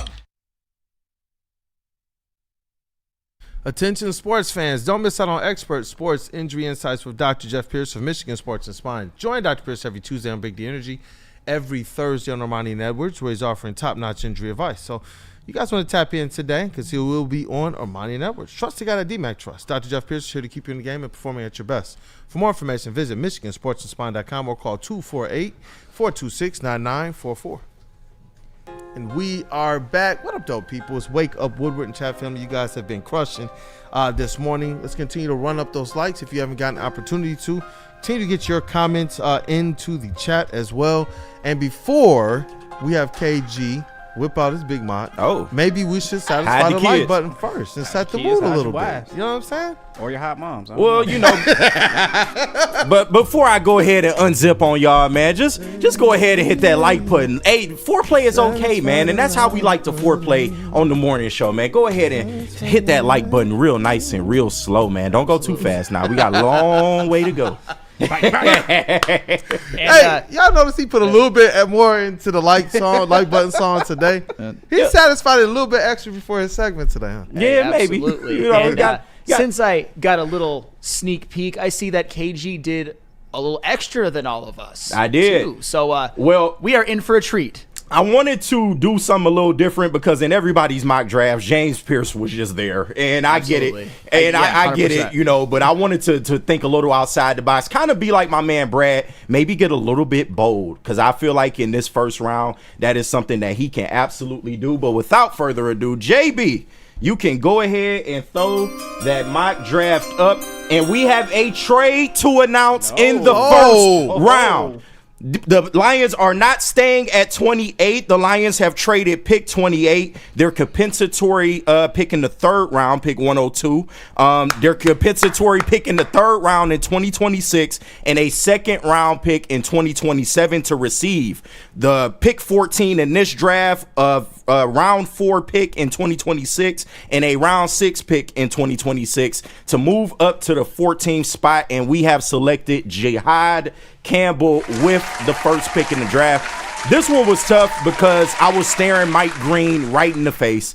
It was between him and Mike Green, but I feel like Jihad Campbell's upside as a pass rusher, he's just too damn versatile. Like, he can do it all, man. He can play well in coverage. You can blitz him. He can, provide a extra, edge rusher. It's so much that Jihad Campbell can do. He went to Alabama. You know that Brad likes these Alabama, guys. So we went ahead and got Jihad Campbell in the first round. And with the second pick or the second round pick, should I say, for the Detroit Lions, we are going Tate Ratledge, Sam Flannel's guy. But I wanted to get, some assurance in that guard spot. He was available. His teammate was also on the board as well. Both were technically slated as best player available for that guard spot. But I went with Tate Ratledge because it just, he's done a little bit more. The longevity is there. He's somebody that's been consistent, played against SEC talent. We're talking about a all SEC guy, all American guy as well. I feel like he'll slot into that guard spot with the Lions and can arguably challenge to start in year one. So I think that's a good pick right there. What do y'all think about the first 2 picks? Hey, I'm definitely fine with it, especially when you talk about some of these names that already have kind of been kicked around. If you're going to go with pass rush help and offensive line, you just want to make sure those guys, I agree with you, man, those guys are giving you something from day one. Yeah, absolutely. Go ahead, Sam. I like Tate Ratledge is really growing on me as a potential at 60, because he's somebody who has shown by his RAS score and by what he did at the combine that any report of him being lacking anything in athleticism was always lunacy, and it's going to continue to be lunacy, and he's going to climb. So I think 60 might actually be the spot for him. I do have an issue with you going Jihad Campbell over Mike Green. When you said Mike Green would have been there and you chose Jihad Campbell, I think there's a little bit of redundancy with Derek Barnes. And you know how I feel. True. If you wanted to let Barnes walk and draft Jihad Campbell, I'd be all for it. But I love the versatility as a linebacker. I like that he's good in coverage. I like the fact that he did almost 120 tackles, but I want somebody who kills a quarterback a little bit more. That's just my opinion. Let me show you my thinking. Alex Anzalone is somebody, who is going to be coming up in the next couple years in terms of contracts. And when you just look at all the extensions that the Lions have on the table, Alex Anzalone could be somebody that's the odd man out here. So why not have somebody on that 5th-year option already in the building that can really, you can play him year one. I mean, at the Sam linebacker role, you can interchange him and Jack Campbell in that spot and just go crazy. Like I said, you can draw blitzes, you can play him in coverage. I think he's a better coverage linebacker than a Jack Campbell. Him and Anzo out there together would be great. And then, when that time comes and you have to make a decision on Anzo, it's not that bad because you have a guy already in the building that can take over that mic role if you want him to. But if you prefer Jack Campbell in that mic role and you want to slot him into that Sam linebacker role, he's right there, and you really don't have a drop off, and you might even get a little bit better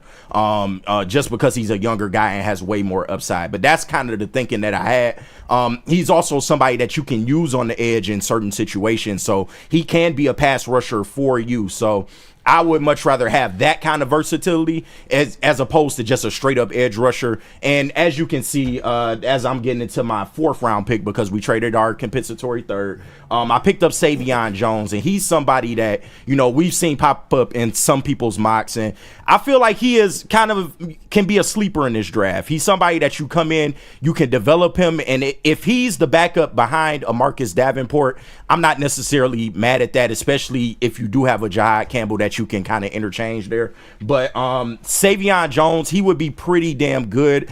His tackles for loss 7.5. He's somebody that exuded that he can work in the pass rush, although he needs to be more polished. He's somebody that's high motor. He can play well in the run game. So he's versatile, and that's the type of players the Lions like. So that's kind of what I wanted to go for. That's why I went back in the 4th round to make sure I grabbed a traditional edge to pair in that room. And that's what I was going to ask you, between the scenarios in which you can play Campbell off the edge and obviously with Jones, do you believe that you've picked up enough at least pass rush help for the Detroit Lions? With this scenario, yes, and this would also present a case to where if you want to keep Marcus Davenport as your starter, you can do that. But if he goes down, you have more than capable help.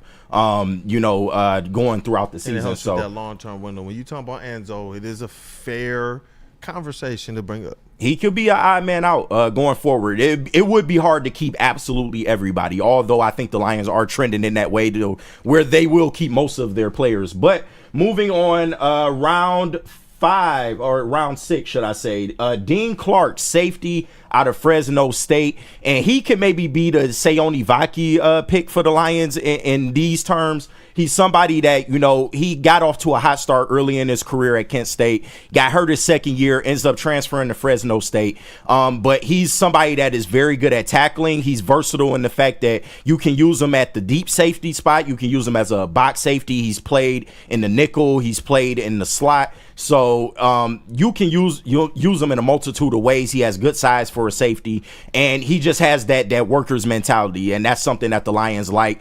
Most of these guys in the later rounds, you will notice, are high motor guys, and that is something that the Lions absolutely look for in their players.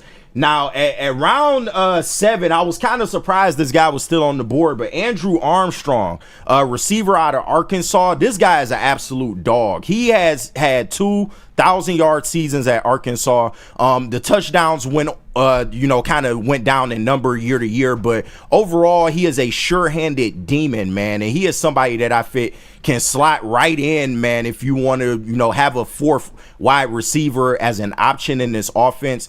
I feel like he'll fit that position pretty good. And then why not take a flyer on Ty Robinson as the last pick? He was still available. He's somebody that's not going to start for you, but just based on what he can provide in the run game, he is somebody that exuded the ability to pass rush as well. 7 sacks his last year at Nebraska.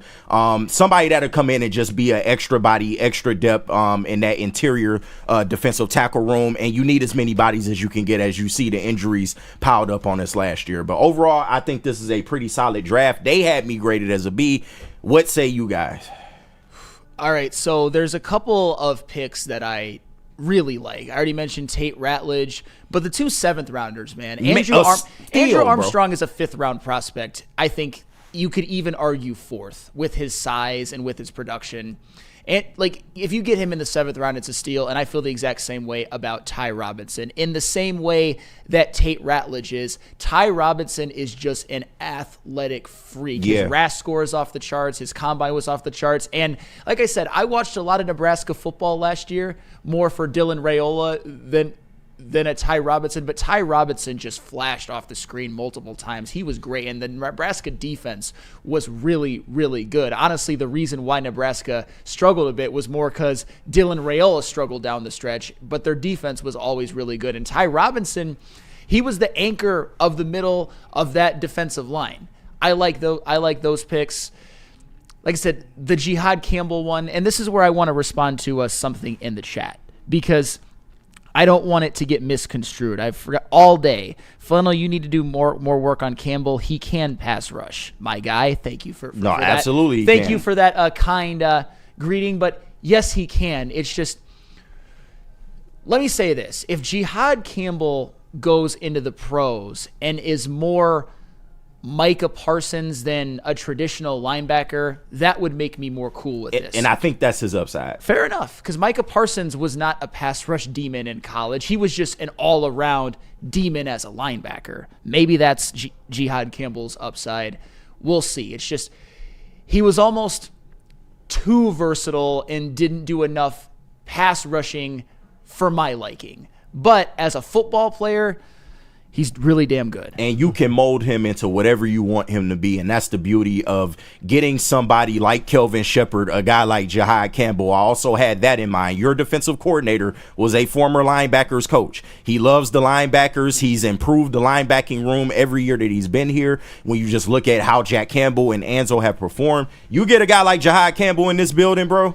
Oh, my God. And like I said, you can use them all over the field, no matter if you want to use them in coverage, if you want them to play a traditional linebacker or slide in as a, extra edge rusher. He can do it all. That's where with, Kelvin Shepherd, I think a lot of us are comfortable with the fact that he can step in and handle what the defense has already been. But that's where I know they with the interior they have, they're going to probably play this thing a little bit more traditional. But he always have the opportunity, if he wants to be able to surprise the defense, catch them off guard, to run those types of stunts. And having more of these types of players, I think it helps in that regard to keep your defense ultimately, I guess you would call it versatile. Yeah. And then you're able to defend multiple styles. I don't know, man. That Buffalo Bills game just keeps playing over and over and over again in my head. And that's where, certain players like this, it makes you think a little bit. I'm glad you brought that up, because shout out to Mitten Maid in the chat. I like this comment that he had. Jihad and Jack at linebacker would end all of that QB scrambling shit. And that is also something that I thought about, man. Like, we are going to be in a position to where we're going to be facing mobile quarterbacks in the postseason. You want players that can get out there and that can stop that. Jack Campbell, as much as I love him, in coverage, he's still a work in progress, although he has improved a little bit. To get somebody like Jihad out there with an Alex Anzalone, assuming he's healthy, I think that effectively can limit a lot of mobile quarterbacks and just the ability to make plays off script, man. If you can get two linebackers that can play laterally like these two can. So at the end of the day, if this was what Brad Holmes decided to do with his draft, I probably wouldn't be upset. I just would hope that with Jihad Campbell, they have plans of him helping out that pass rush more. It's just that they seem to be collecting linebackers, which Kool-Aid, I know you're absolutely thrilled about. But we'll see. I don't think it's as bad as you think. But I will say this: Jihad Campbell is more talented and I think has more pass rushing upside than any linebacker that the Lions currently have, including Jack Campbell, who was a first-round pick. So I get the philosophy. I'm kind of a Mike Green simp, and when you said you passed on him, trust me, it was died a tough inside decision. a little bit. It was a very tough decision. Fair enough. It was interesting. I saw like Mike Green stuff was popping up on something I was watching. It was like, hey, he's legit, but you got two top 15, top 20 prospects, and it's like that's one where you probably flip a coin if you're sitting there looking at those types of players, and it really depends on how you're scoping this thing out. So I'm glad that you did provide the context as to what you were thinking. Like in terms of Brad Holmes, you're looking at the years down the road. You're looking at, we got these players we drafted we want to bring back, but we also have these players we like that need to get paid. Yeah. But do we have anything in the pipeline? And that was really my thinking with the offensive line, to be able to get help there. I know with the linebackers, they haven't made that many investments, but they do have a couple draft picks that they have made that all play there. So I know over the last 2 years they haven't really added anything major, but this is definitely one, as Flannel alluded to, I would not be against, especially if it's, like I said again, helping that pass rush at all. I'm for it, even though my mind still continues to go get a monster on that defensive line if you can, especially if you have the opportunity to trade up. Hey, those are all solid options, I will say that. And KG, very well done. But Appreciate you also it. have another treat for us. You got a whole first round. Yeah. It was just a pick of the first round and how it shook out. Yeah. It's ironic. I traded out of 28, and that's where James Pierce fell at 28. But yeah, that's just how the board shook out. So if I made a mistake, y'all let me know, man. Y'all let me know. But I felt like for that value at that pick, you could have went either way. Like I said, I was really looking at Mike Green. He was technically the initial pick I was going to make, but seeing somebody like Jihad Campbell out there still at 14, that's kind of hard to pass up, just because I feel like he can be a better overall defensive player than a Mike Green. But what say y'all? I was gonna say with him. Tell me with Jihad Campbell. Do you have any other aspects of like comps and things, the effectiveness you think he's bringing from a day one that makes this that guy that you go up? Because you're passing on some players that I know you like a lot, especially on that from that edge position. I like Sam said. What's his name? The Cowboys linebacker Parsons. Micah Parsons. He's pretty much a Micah Parsons archetype. So I would like to see what the Lions can do with him and, this defensive staff, because they can only enhance his abilities. He's coming in with a lot of skills already. He's one of the most skilled linebackers and just defensive players in this draft, period. So, he was arguably top 10 before, the injury fiasco. He was top 10. So I think that, for the value at that spot, I think I'm making a good pick there. This is an interesting one. I'm seeing some interesting picks across the board. Cam Ward at 1. The Titans decide Will Levis ain't it, which is probably the right move. Yeah. Travis Hunter at 2 to the Browns. I kind of feel like, is Travis Hunter somebody who's a candidate to be ruined by the Browns? Yes, absolutely. I Fast track. Squinched at my face, Yeah. not for him, but because you really want to go to the Browns as a high level talent like that. At least he's not a quarterback. I know what Braylon would say. Oh, yeah, right. Absolutely. And the Browns, they were looking like a couple years ago that maybe they turned it around, but they're just an absolute mess. The Giants getting Abdul Carter. And I'll tell you what, that defensive line say what you want about the Giants, and they were ass juice last year, and they're probably going to be again this year because they don't have a quarterback, and the whole Daniel Jones thing obviously didn't work out. No Saquon, et cetera, et cetera. But that D line is going to be nasty. You still got Thibodeau, you still got Brian Burns, you've got Dexter Lawrence in the middle. You did lose Azeez Ojulari, but if you add Abdul Carter to this, they could win some games just off of their D-line. It wouldn't shock me at all. And, of course, we know Malik Neighbors. Say what you want about the rest of the Giants offense. Malik Neighbors is a certified baller. Yeah. Mason Graham to the Jaguars. At 5, yeah. Interesting. Tetairoa McMillan to the Raiders. I would rather him go somewhere else because I don't think they know who their quarterback is, but I love him as a prospect. Shador goes to the Jets. Oh, boy. Interesting. Hey, him AG? Hey, we got the Bears, interesting one, going corner, Jahdae Barron in the first round at pick number 10. I'm trying to think. They've got Kyler Gordon. They've got Jalen Johnson. They've got, what's Numbnuts' name? Guy, whatever the, Tip, yelling at the crowd in the Commanders game, whatever. Yeah. Oh, Tyreek Stevenson. Stevenson. Thank you. They got Tyreek Stevenson. He still has a job? He's a bum, though. Yeah, he wouldn't have a job on my team after that. Thank you, Chase. Jahdae Barron. The 49ers going Tyler Warren. Are they worried that Kittle is on his last legs? Which he is getting up and long in the tooth, but that would certainly be interesting. An offense with Kittle still being good and rookie Tyler Warren. Yeah. The Cowboys getting Ashton Jeanty. That's so Cowboys. That's very Cowboys. So Cowboys. But to be fair, are we fans of Rico Dowdle? Yeah. I mean, Rico Dowdle was actually pretty decent last year. I was gonna say, he's not bad. But I don't hate it. Let me see this. Mike Hill was the first edge off the board, so.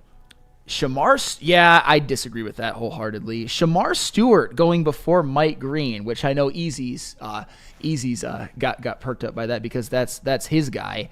I don't see him going to 15, but who the F knows? Yeah. Will Johnson going to the Bengals at 17.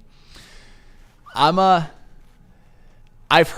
hear a little bit too much slander about Will Johnson. He will be the best corner from this draft. Oh yeah, big facts. Book it. And the Bengals need defense, so that's what makes sense. Absolutely. Kenneth Grant going to the Broncos. Yeah, that's a good move. That's actually something I have a question on for you guys as well, too, because apparently isn't the rumor that the Lions have already met with Kenneth Grant at least 2 to 3 times already now? Yeah. So isn't it somewhat telling that, hey, we might be leaning towards this way if he falls to 28? That's if he falls, Did they meet with Josiah Stewart several times, too? Yes. Interesting. Yeah. Something to keep in mind. Something to keep in mind. But that's interesting. Well, at least according to this, he wouldn't fall to the Lions. But I'm cool with Kenneth Grant, even though the more I dissect him, the less bullish I am on him. But I think he's going to be good. I think at 28 that would be good. But I think for the Broncos with that defensive line, that's a good move. Yeah, that'd be a really good move. Young Bo Nix and Ezeraku to the Steelers. Yeesh. Yeah, just give T.J. Watt Donovan Ezeraku when he already has Alex Highsmith. Yeah. And I see Charles McClain and Chase says my only question is, and what Sam and JB don't know, Brad just said the other day that he, Dan, and Kelvin are happy with the D-line, and Lions beat writers last 3 months have Lions going O-line. But the reports that we keep hearing is that they are meeting with several times. Exactly. Defensive line. It's a little gamesmanship in there. It's draft season. You got to start putting stuff out there to kind of throw teams off the scent. But they have some defensive players in mind, and I wouldn't be surprised if they did move up and get a Kenneth Grant. What did they do with Terry and Arnold last year? Did they meet with? I think he was a top 30 visit. I think he was. Top 30? Yeah. Okay. Yeah. Yeah, okay. Absolutely. And a lunchbox. Sam, Rico Dowdle signed with Carolina. Yes, I know. I probably should have made that more clear. Yeah, they got Javonte Williams. Ashton Jeanty to the Cowboys. Even though that is a Cowboys-esque move, they know what having somewhat lesser than running back play has looked like recently, even though Dowdle was better than I think he's given credit for. So maybe they just want that star. Javonte Williams is injury prone. I like him. I like his game, but he's just too injury prone Absolutely. Right now. 100%. Yeah. James Pierce going to the Colts. Oh, you get Laiatu Latu and James Pierce in back-to-back. That's nasty. I ain't gonna lie to you. Gray Zabel going to the Commanders. They just signed Tunsil. could be interesting. Colston Loveland in the first round. Colston Loveland to the Chiefs. Yes, your dream, Flannel. Your It's dream not my has come dream. true. Not my dream, but Travis Kelce and Colston You're Loveland. not doing a good job at guys, convincing us it's not. you know what bro. I just realized? You've got the 49ers getting Tyler Warren and the Chiefs getting Colston Loveland. I think both of them are looking at the mortality of their tight ends, although I do think Kittle's got more left in the tank than a Loveland. But we know Travis Kelce last year just did not look like himself. Yeah. Colston Loveland on the Chiefs. I mean, That's what Taylor Swift would do to you. y'all better not let Colston Loveland No, fall that- to the Chiefs and get Mahomes and Andy Reid. It would be a problem, man. That would absolutely And be a problem. I think that this mock draft is lacking QBs because I feel like a lot more QBs are going to go off the board than just 2 in the first round. But that's just my opinion. But is there anything that I could have done better or differently at the spot that I was drafting at? I did trade up to 14. I only lost a 3rd round pick in a 2027 second round pick to move up. I mean, So, because I know you put your caveats out there that obviously you could have stood pat and took James Pierce Jr. because he just continues to be there at 28. So your caveat was trying to put on the Brad Holmes cap a little bit more, think a little bit more outside the box, and it's like if it pans out like that, I'm okay with it. And I like what Flannel said about your bottom 2 picks as well. Yeah. And effectively with the way that PFF graded them too. Wide receiver was one that before the draft I was okay with, like defensive line, offensive line, wide receiver. If you get a wide receiver that it can give you anything serviceable or something to kind of that if you get into a jam, if one of your wide receivers needs a breather or needs a game, they can go in there and effectively hold it down and give you maybe some hope that this player can elevate their game in the future. I'm fine with those types of things, especially when you're talking about 7th round flyers on prospects that Flannel pointed out are hitting that 5th round prospect. yeah, and to point that out again, he probably won't be there in the 7th round. This kid is way too talented. But for this mock draft, he was there, and I'm like, that's great value for that pick. But I digress. Hey, another interesting one. A very on-brand pick. Malachi Starks falling to the Ravens. Yeah, that's oh my god. That would be I don't think the league, well, obviously unless you're a Ravens fan, that's one where it's like you let Malachi Starks fall to the Ravens. Because I understand that at the beginning of last year the Ravens pass defense wasn't great, but once they tweaked some things, it was to end the year. And you put Malachi Starks there and Kyle Hamilton on the same team. We obviously don't. Malachi Starks is still a bit of an unknown, but Kyle Hamilton, arguably the best safety in the league, and Malachi Starks is, according to the PFF Big Board, a top 10 prospect. So, and it's the Ravens. They tend to get these things right. That's why they're always good, except in the playoffs. Yeah. Hey, who do we got to say what up, though, to JBSmooovv? Mark White. Mark White. Dreaming of a new home but feeling the financial pinch? Mark White and Associates, your trusted real estate experts, are here to help. Mark White and his team will pay up to $5,000 of your closing costs. That's right, I said $5,000. Call Mark White and Associates today at 248-290-8242 or visit them at markwhitesells.com. Again, call Mark White today at 248-290-8242 to make your dreams come true.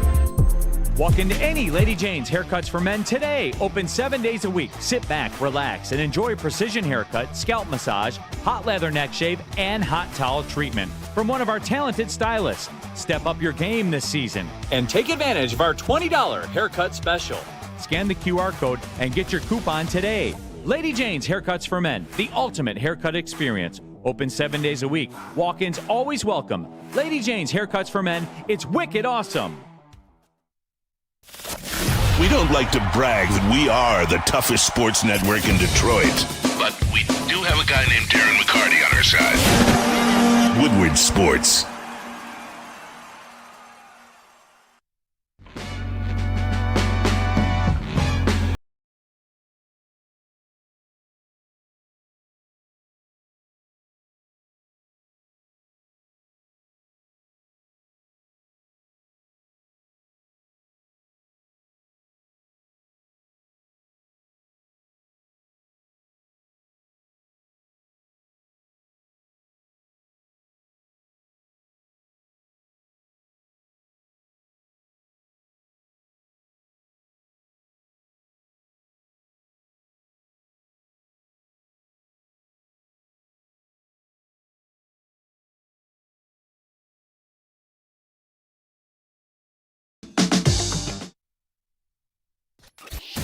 ton of fun, a ton of sports, and a ton of man-meat. Welcome to the Woodward Heavyweights, live daily 5 to 7 p.m. on Woodward Sports. How do people feel about getting a Planet Fitness membership for $15 a month? How do they like working out in a clean and spacious gym that's filled with equipment for every workout? And how about free fitness training in the judgment-free zone that leaves them feeling energized all day long? Join Planet Fitness today with the free PF app, online or in club, and start getting that big fitness energy for $15 a month. Hey, listen, stay connected with Woodward Sports on all social platforms, especially right now. You guys got an opportunity. We'll keep it open until the end of the show to win some Pistons tickets right now on X, on IG. Go on ahead and follow Woodward Sports and do what you have to do to try and get yourself into that arena tonight because they take on the Knicks. The Cade cover, the Slam cover reveal is tonight. We're going to have boots on the ground. We would love to see you guys down there. So follow us on Facebook, X, Instagram, along with YouTube, Twitch, TikTok for the latest sports news, live updates, behind-the-scenes action. Like I told you guys, those giveaways from cash to jerseys to tickets and more. Don't miss out. Hit that follow button now and be a part of Detroit's #1 digital sports network at Woodward Sports everywhere. And Woodward Sports fans, whether you're hitting the game or simply chilling at home, Jars Cannabis has you covered. 27 locations across the state, 9 alone in Metro Detroit, so there's always one close nearby you. But don't fear, because if you live in Grand Rapids, Madison Heights, or Milan, Michigan, stores are popping up your way very, very soon. If you don't have time to check them out in-store, check out all their products they have online at jarscannabis.com. Because I know you want to get high. You damn right, JB. What up, though, people? Welcome back. So wake up, Woodward, and it's time for everybody's favorite segment. Go ahead and smash that like button, people, for what's trending with JBSmooovv. Hey, and we're so close to that like goal today. Let's rock. Hey, let's do it. And now it's time for the most electrifying segment on the internet. Bum, bum, bum. It's What's Trending with JB. Live on Wake Up Woodward.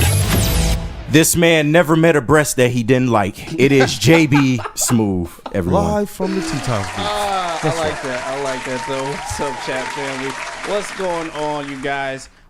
Motorboat is just a way of I life. think I have your next upcoming Christmas gift. I know it's a little bit early, but this news came out right before we got off the air, so I just had to show it for you guys today.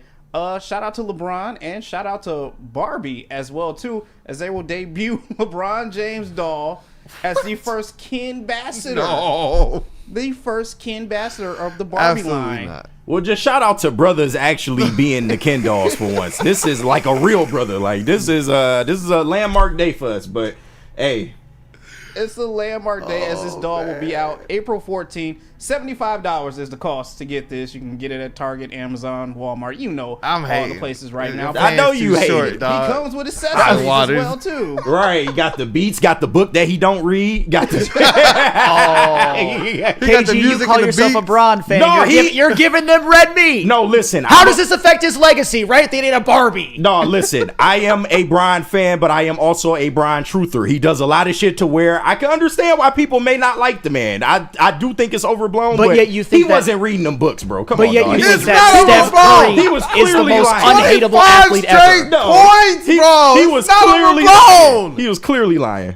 He lies a lot. He does lie a Just for lot. the I wrong give you that. team. That's fine, but you think Steph Curry's the least hateable athlete of all time. He That's insane. is. That's insane. How do you hate He is Steph the Curry? cockiest motherfucker on the court, and he's coddled. Absolutely If you coddled. can shoot like that, you be cocky too. He had 3 points in that last game, and nobody ever Hold on, talked what do you about mean it. by Because he's in that Steph one game. fucking Curry. What if LeBron did that? They would rip apart his whole fucking legacy. But with They Steph would, Curry, but he's he's Teflon. LeBron fucking Steph Curry James. is and It don't Teflon. matter, but that's Steph fucking Curry too. Like, Steph Curry is Teflon. if I can shoot like that, I'd be Teflon too. I'd be walking around this But they motherfucker act like he's the most royalty. humble superstar of all time. He does a stupid nap and his shimmy and all that bullshit.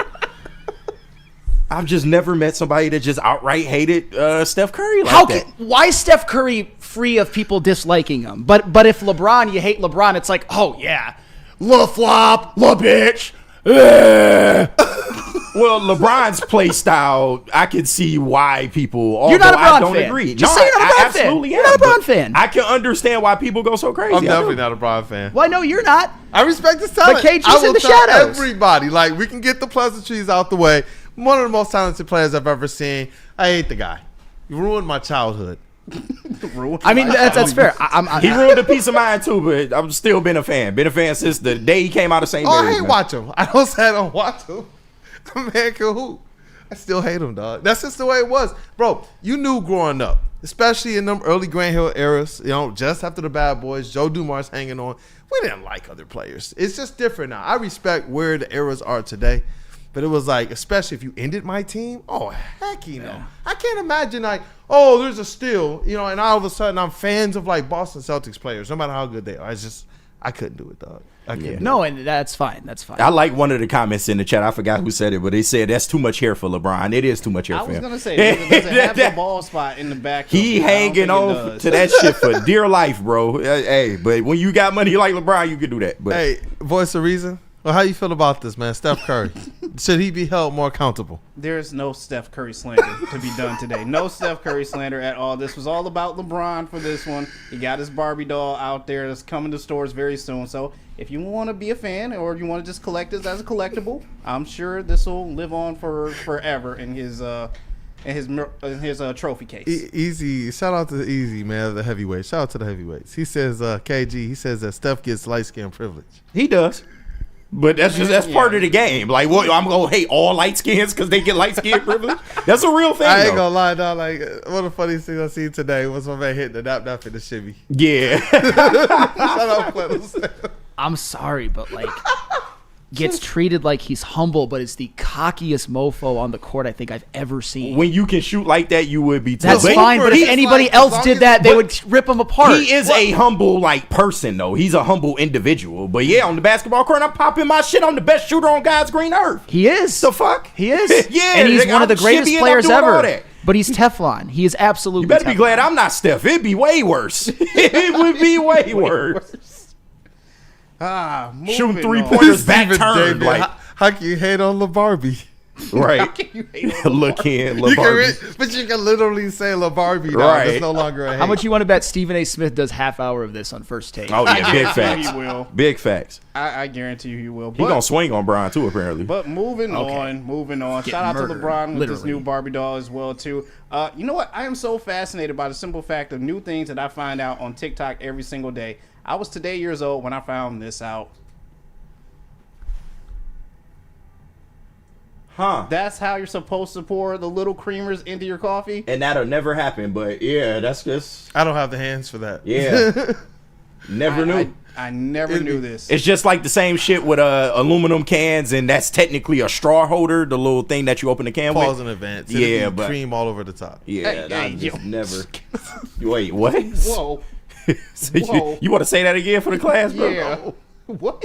Nope, I said that I wasn't on camera either. So that was KG that was on camera. He said Oh, that. word. Oh, okay. The man with all these children is he like a soap opera. All my children over here talking about cream, and then you gonna pin it on me? That's hilarious. My man. Jeez. Every day, 1 o'clock to 4 o'clock, yo ass. Oh my God! Why am I so stupid, bro? My saw the video, saw what's trending yesterday, man. Yeah. I avoid getting in trouble, but she saw it. She thought it was funny. Oh boy. The ice cream. Oh. Snap. Oh shit! Well, let's love move this right thing. along with that one as well too. I haven't been to the movies lately. I think the last time I went, I seen the movie Novocaine, which is pretty good. So go check it out. But apparently, something is going on with this new Minecraft movie as it is right now. Kids are literally throwing popcorn and making a whole mess of a movie theater at a certain part in the movie, which I just don't understand. So maybe someone can help me out. I'm looking at Chase GPT. The part where they say chicken, whatever. Chicken jockey, like what? Help what me. is this? Because I saw cops are getting called out and kids are getting ushered out. What the heck is going on, bro? Boy, if I work at that movie theater, I'm sick, dog. I'm fucking sick. I'm not cleaning this up. Yeah, like what? Yeah, I don't get it. I'm not a Minecraft guy. It ain't my thing, but yeah, I mean, it's a fun time at the movie theater. I feel bad for the people that work there. I feel bad for the people who are just trying to watch the movie too. Like, man, if drinks and popcorn are flying down over me because I'm taking my 4 kids out, right, to the movies, trying to be a good black dad, right. And all of a sudden it's just drinks and popcorn and such. I'm kind of heated. No, man. black people don't play that shit. We not in our movie theater. Don't do this in our movie theater. But at the Imagine in Canton or wherever the fuck you at, have a blast. Bro, but, I don't even want to sneeze behind somebody in our theater. Yeah, no, for real. Nah.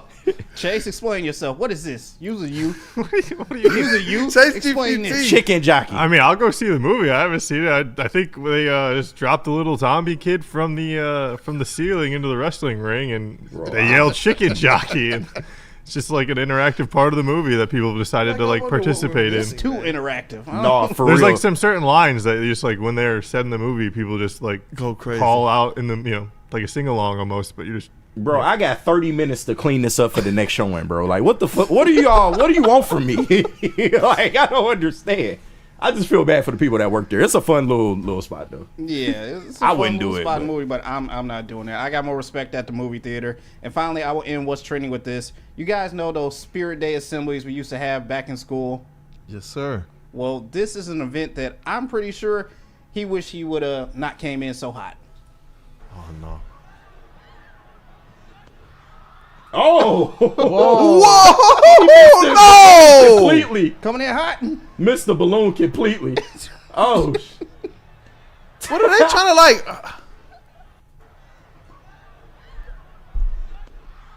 Bro.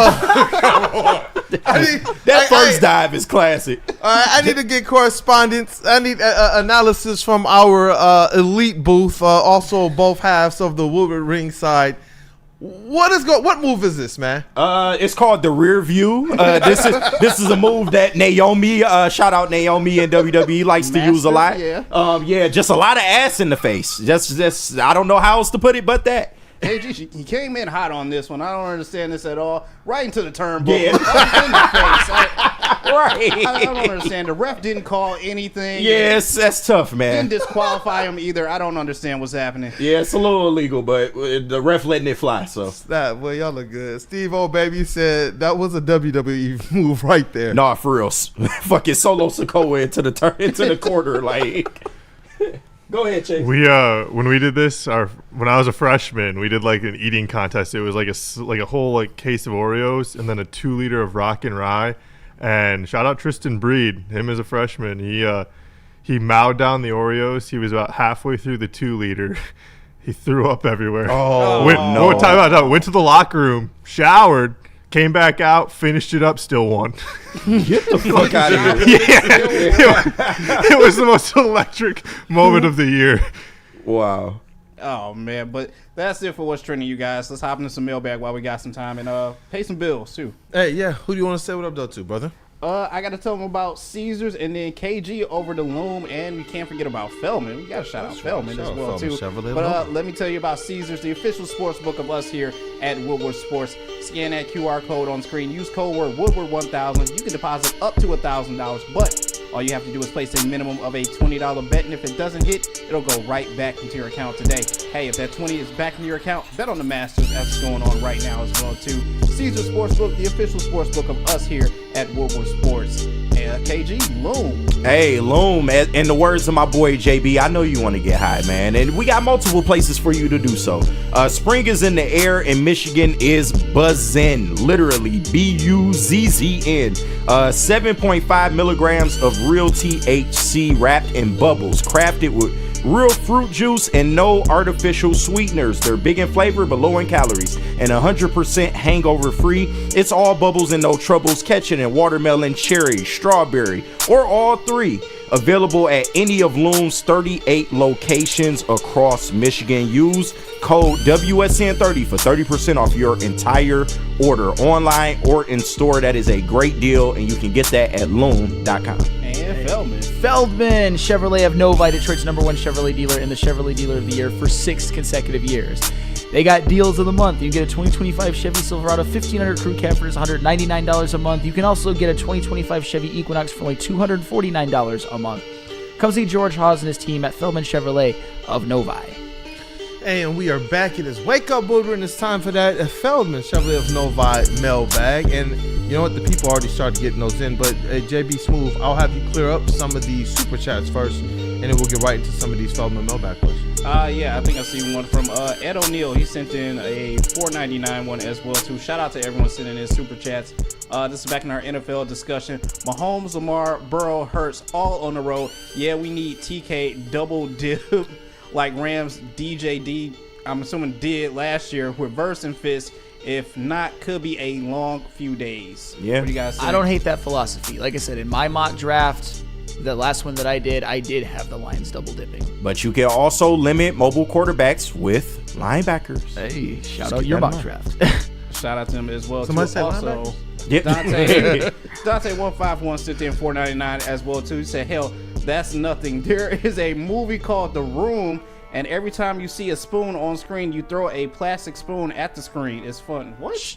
Shout out The Room, by the way. I've not seen that movie. It's widely known as the best bad movie ever, but to Really? me, it's transformed into just a great movie and a hell of a watching experience. And if you guys didn't see the movie, Okay. The Disaster Artist was with James Franco, But is it like- and Dave Franco was about the filming of it and the making of it. Chicken Jockey good? Is it Chicken Jockey? I mean, better. I love The Room.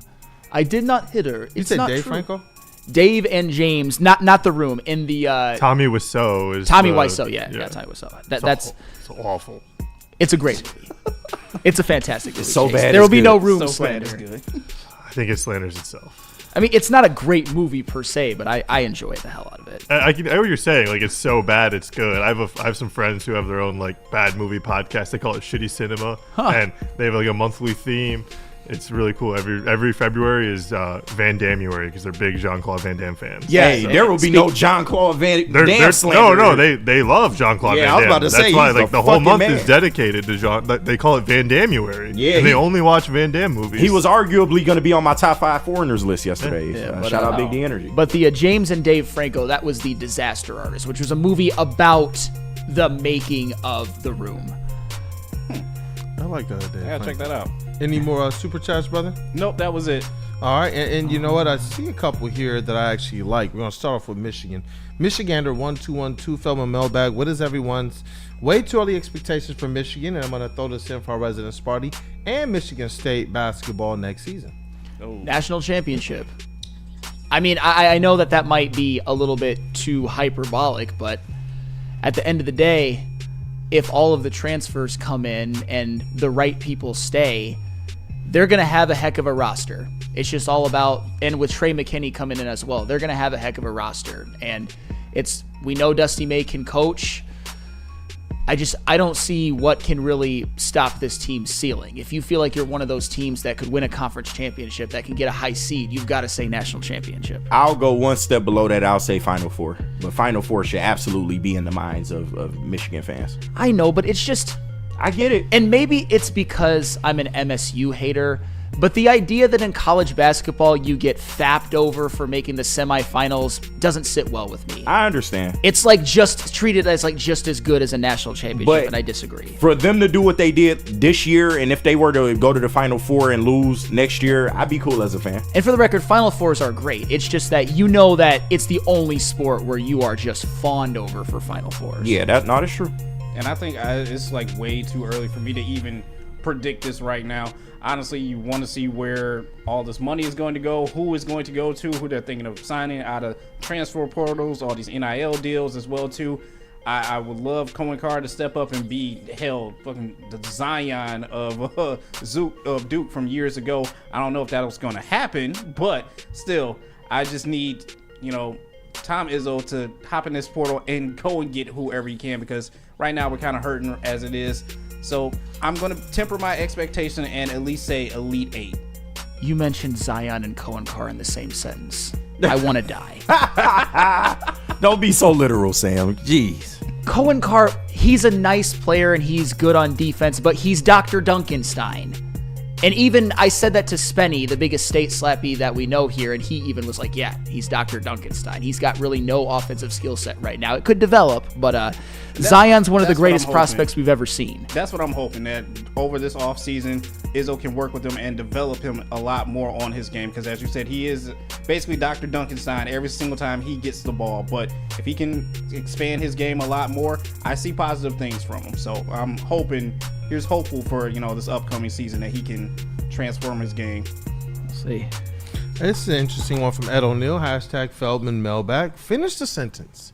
To contend with the Eagles, the Lions need to. And we'll start with you, Flannel. Get after the quarterback consistently. Yeah. Ooh, It's easy. JBSmooovv. Hurt Jalen Hurts. Hurt Jalen Hurts. What up, though, brother? Get to the quarterback and not turn the ball over. Kavasi Chase. What's the question? From Ed O'Neill, hashtag Feldman Mailbag. Finish the sentence. To contend with the Eagles, the Lions need to Upgrade their defensive line. I think that's going to definitely be it, especially when you saw how vicious the Eagles' defensive line looked against the freaking Chiefs. Like, they made them look somewhat pedestrian. And this wasn't just a regular season game. It just wasn't two teams who were like, hey, it's just an off day. This is one where the Eagles went out there, had a game plan, and throughout the entire playoffs, their defensive line came to play, man. I like the... Absolutely, they did. Yeah, they did. They blew the whole game up. Jordan from MI. Feldman Mailbag. How many NBA players could have carried a 16 seed to a championship in March Madness? Oh, are we talking about if you were just put LeBron or Giannis on a 16 seed? Probably. Well, it depends on are you taking how old are you taking LeBron now or Giannis now and playing him against dudes who are only as old as Janai Broom at the oldest? They're gonna dominate them. Oh yeah, it's literally men against boys. Absolutely. So yeah, I would say a wide. The net is a cast out big. I will just say that. You see here a hashtag Feldman Mailbag. This is from Charles McClain. When Torres comes off the IL, do Tigers send Keith down? Seems he has struggled at the plate and in the field. I don't think you send Colt Keith down. I brought it up yesterday. It's a very real possibility if he continues to struggle. You're not sending Zach McKinstry down right now. No. Kryler is up for discussion, but everybody else, Torque, you're not sending him down. Who else do you put there? I doubt they cut or send down Margot. A bullpen guy, a bullpen arm. Okay. How about Bo Brisky? I know Sean Belegian treats him like last year he was a combination of Mariano Rivera and Jesus. But right. I've never seen a bigger overreaction to one player in my life than Sean Belegian's view of Bo Brisky. He was like a 3.80, 3.60 ERA guy. I would rather keep him up and let him work through his early struggles so far. But you need as many bullpen arms as you can get on this team. So Freddie Felt 313. You're tearing me apart, Flannel. Great Room reference. Yeah. You're tearing me apart, Lisa. Can they send Kenta down? I know it's right. Can they get rid of Kenta? Let me see here. Steve-O, baby. Hashtag Feldman Mailbag. This is a funny one. What are your guys' pet peeves when it comes to the movie theater? Prices on food, snacks. Yeah, that's really my main one. Yeah, that. I hate when people, and I understand y'all can't all find babysitters, but bringing your crying ass baby to the movies is not conducive for the movie watching experience. That's just one of mine. But I got so many. I'm not paying for these prices. Maybe popcorn. That's about it. But anything else, I'm sneaking stuff in. KJ, I agree with you with the kids. I can't stand them crying kids. And yes, dog. Honestly, I get there before the movie starts because I like to see the previews. That's just me. I enjoy the previews. Too. And I gotta have a slushie every movie I go to. Gotta have a slushie. They're so good, but it's it's expensive as hell. I know. I can't. $8 and shit for it. It's hard for me to rationalize that in my head. I don't know. For some reason, I'm always I live in constant fear of just the bottom falling out every day, so I'm very tight with my money. I understand. The inflation is real, so that's why you sneak in your food. That's what I'm saying. Right. I take a page out of our playbook. I done snuck in a whole buffet in that bitch. No, I'm dead serious. I see some people in the chat asking if we picked a winner for the tickets yet. We're letting it go just a little bit longer. I will probably pick a winner before 11 o'clock, but it gives you an opportunity to be able to get to that social media account and get your entry in. And we'll do one more Feldman Mailbag here. Let me see. Big Con 51, Feldman Mailbag. Why have two of arguably the best players in NBA history have to play in the Pistons division, and now Giannis? Shaking my head. I mean, I would probably, conference would probably be more, because divisions don't really matter in NBA basketball. And I think he's probably referring to Jordan and LeBron. Yeah. And at least with, well, they can't say that because the 48 special game. So yeah, that is kind of a kick in the nuts. But if you were in the West, you would have gotten, guys like Kobe and Shaq and whatnot, or actually, well, but then when you went up against them in the finals, you beat them. So I guess I'll just take your point. Let me see here. Is there any more great ones in here? Yeah, it's a lot of good ones, man. Shout out to the people for being a part of everything. I see Varys 199 super chat when y'all announcing the Pistons giveaway. Like I said, get to the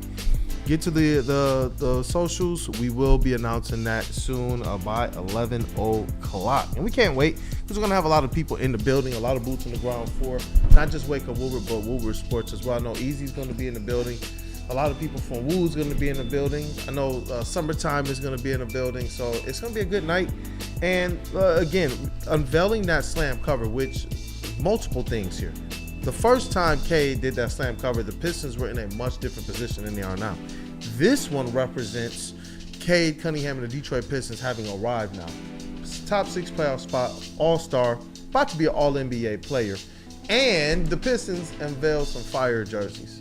I absolutely like the jerseys. I want to be able to get you guys quick thoughts on those jerseys at least. But hey, chat family, meet us down there. I know at halftime when we go to get the slam cover at Portal 6. We're going to be doing some content as well. And if you are down there, we would love to be able to feature you on socials as well as on the show. So go Pistons. I'm not taking too much away from whatever they do tonight. I like Rod Beer's perspective on it as it relates to you don't want to show them too much of anything, and I don't think Tibbs is going to show us too much. But I see you, AC, in the chat. He says he will catch us down there. Hey, shout out, man. Come holler at us. Yeah. Section 204. I told myself I wasn't going to do this, but the one thing is, obviously this game doesn't matter too much in the grand scheme of things. I think the Pistons are probably where they're going to be at the 6th seed, but watch them struggle tonight, and you'll see the usual suspects in the chat tomorrow.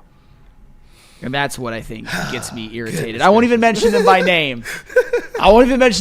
Because I told myself I wasn't going to do that no more. But you know it'll happen. Goodness gracious, man. It's so many people because obviously the expectations continue to get re-racked. But let's get that chest pass going. We'll break this thing down. Because we got stuff to get ready for, man. Hey, yeah. Thank you, chat family, for all the support that you guys give us and being here and all the comments, especially the Feldman Mailbag, the super chats, the likes. Like I said, this thing goes because you guys make it go.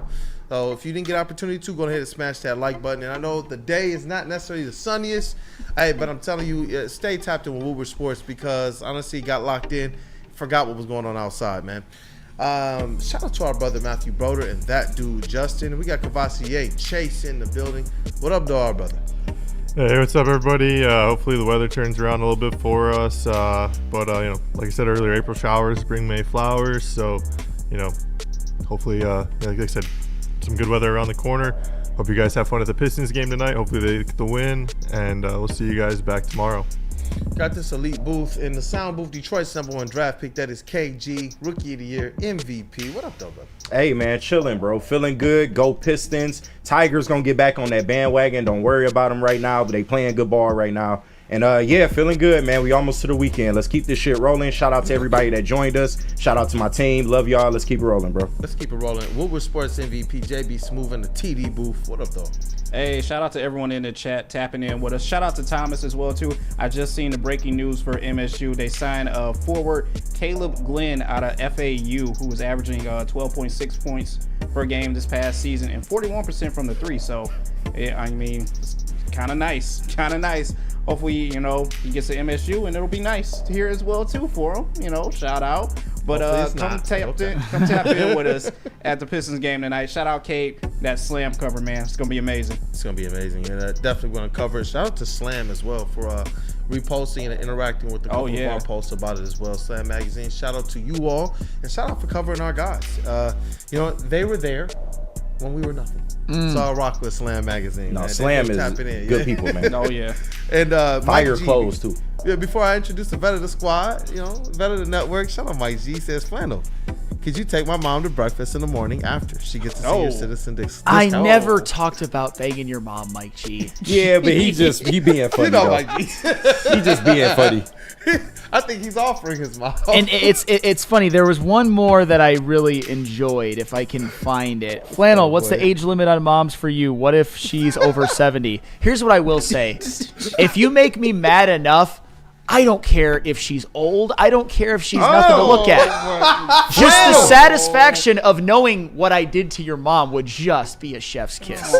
So 80 years old, on her deathbed, you doing it? My man said Daredevil style. Go, baby. Give him a t-shirt, tie it around his eyes, man. He's going to work. Ooh, and actually, just on a slight serious note, I don't know how we can transition to a serious note, but Dante151 came in with a late super chat. Thank you so much. From Good Morning Football via Ian Rappaport, a look at the Jets draft plans at number 7 with the thought that they will build around Justin Fields and not draft a QB. I've been feeling like they are, dog. They really have embraced Justin Fields. I'm like, they really trying to make him the starter? Well, I don't think he's any good. This is interesting, man. It's just crazy to see. It's not even like breaking news. It's just Pistons sent out the email. Pistons PR, shout out to them. Shout out. Pistons playoff tickets go on sale 10 a.m. Sunday, April 13th. This is crazy. Not playing. Playoffs, man. Hey, we're gonna be in the building. We already working on some stuff, man. WUW Crew will definitely be in the building for that. And I saw Randall Smalls. He wished us well and to be safe. He says, "Great show, guys. Be safe out there. Go Pistons." What do you see over there before we press the nuke button on this? Hold on, John F. and Lord. My mother would throw you around, Big Muskie. I mean, John F. and Lord, the good news is, for the most part, you're cool. It's your boy Brandon, AKD Tricks today. He'll do anything. Your credential Pistons reporter right for the network. Y'all have a day. I think we might have to get Flannel's harem now. We might have to. We got to cook something special, man. Y'all have a great day. Smash that like button. Go Pistons. Go Tigers. Go Lions. We still love you, Wings. Let's rock.